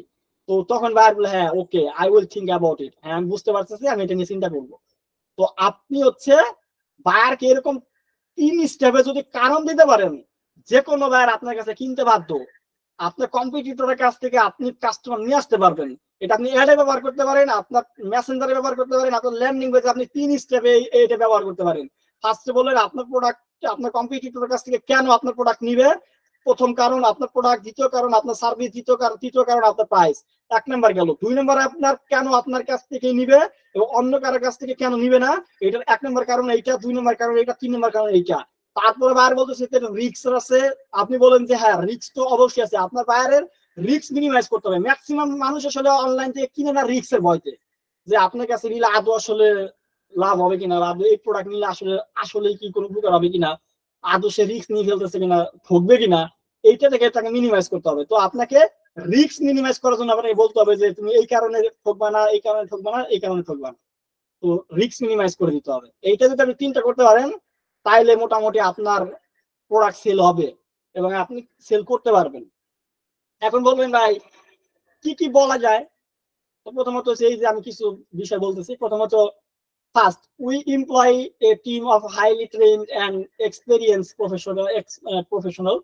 This ensure the have a expertise to handle you need effectively. এটা হচ্ছে service যদি sell করেন বলতে পারেন যে প্রথম কারণ হচ্ছে আমাদের টিম অনেক হাইলি ট্রেন্ড এবং এক্সপেরিয়েন্স প্রফেশনাল। তো তুমি এখান থেকে আমি তোমাদের নিড গুলা খুব ইফেক্টিভলি এখান থেকে সার্ভ করতে পারবো। দ্বিতীয় কারণ হচ্ছে আমাদের প্রুভেন রেকর্ড আছে।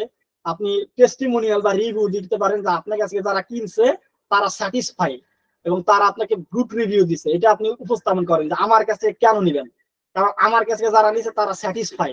তো আপনি তাকে টেস্টিমোনিয়াল, সোশ্যাল প্রুফ দেন। থার্ড কারণ হচ্ছে we offer a money back guarantee if you are not satisfy. যে আমার কাছ থেকে নিলে তুমি মানি ব্যাক গ্যারান্টি পাও যদি স্যাটিসফাই না হও।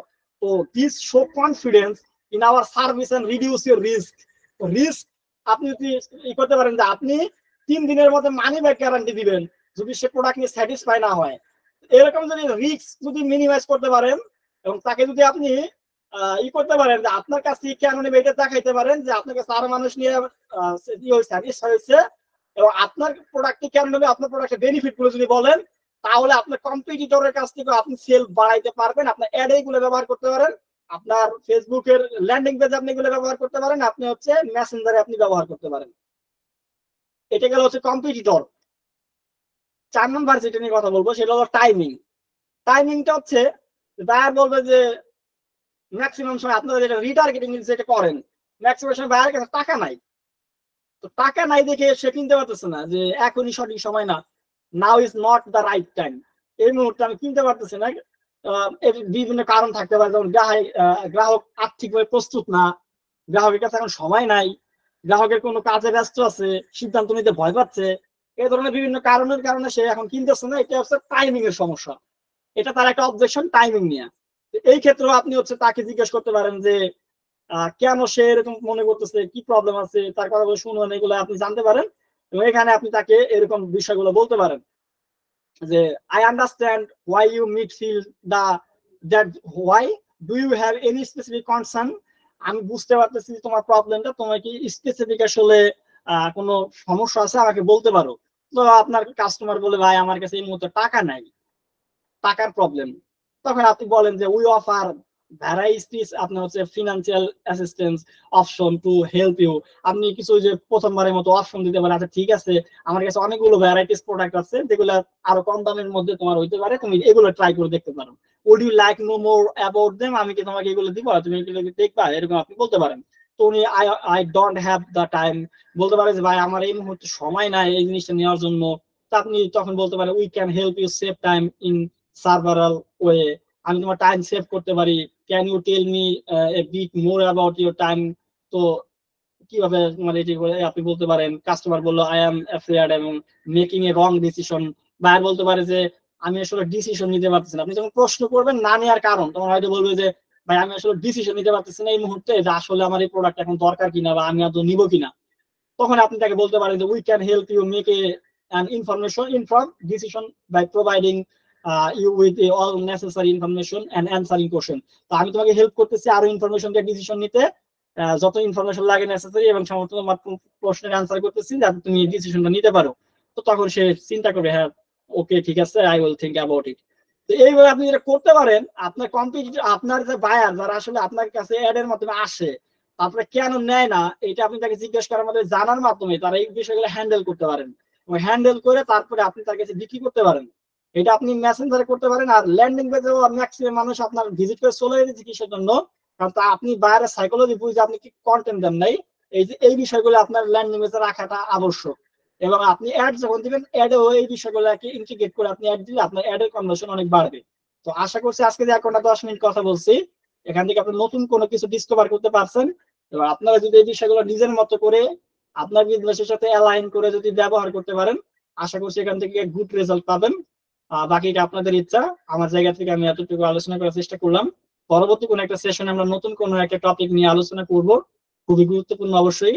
তো নতুন সেশনে আসার আমন্ত্রণ রইল। আজকে ক্লাস নিয়ে যদি কারো কোনো ধরনের প্রশ্ন থাকে এখন করতে পারেন।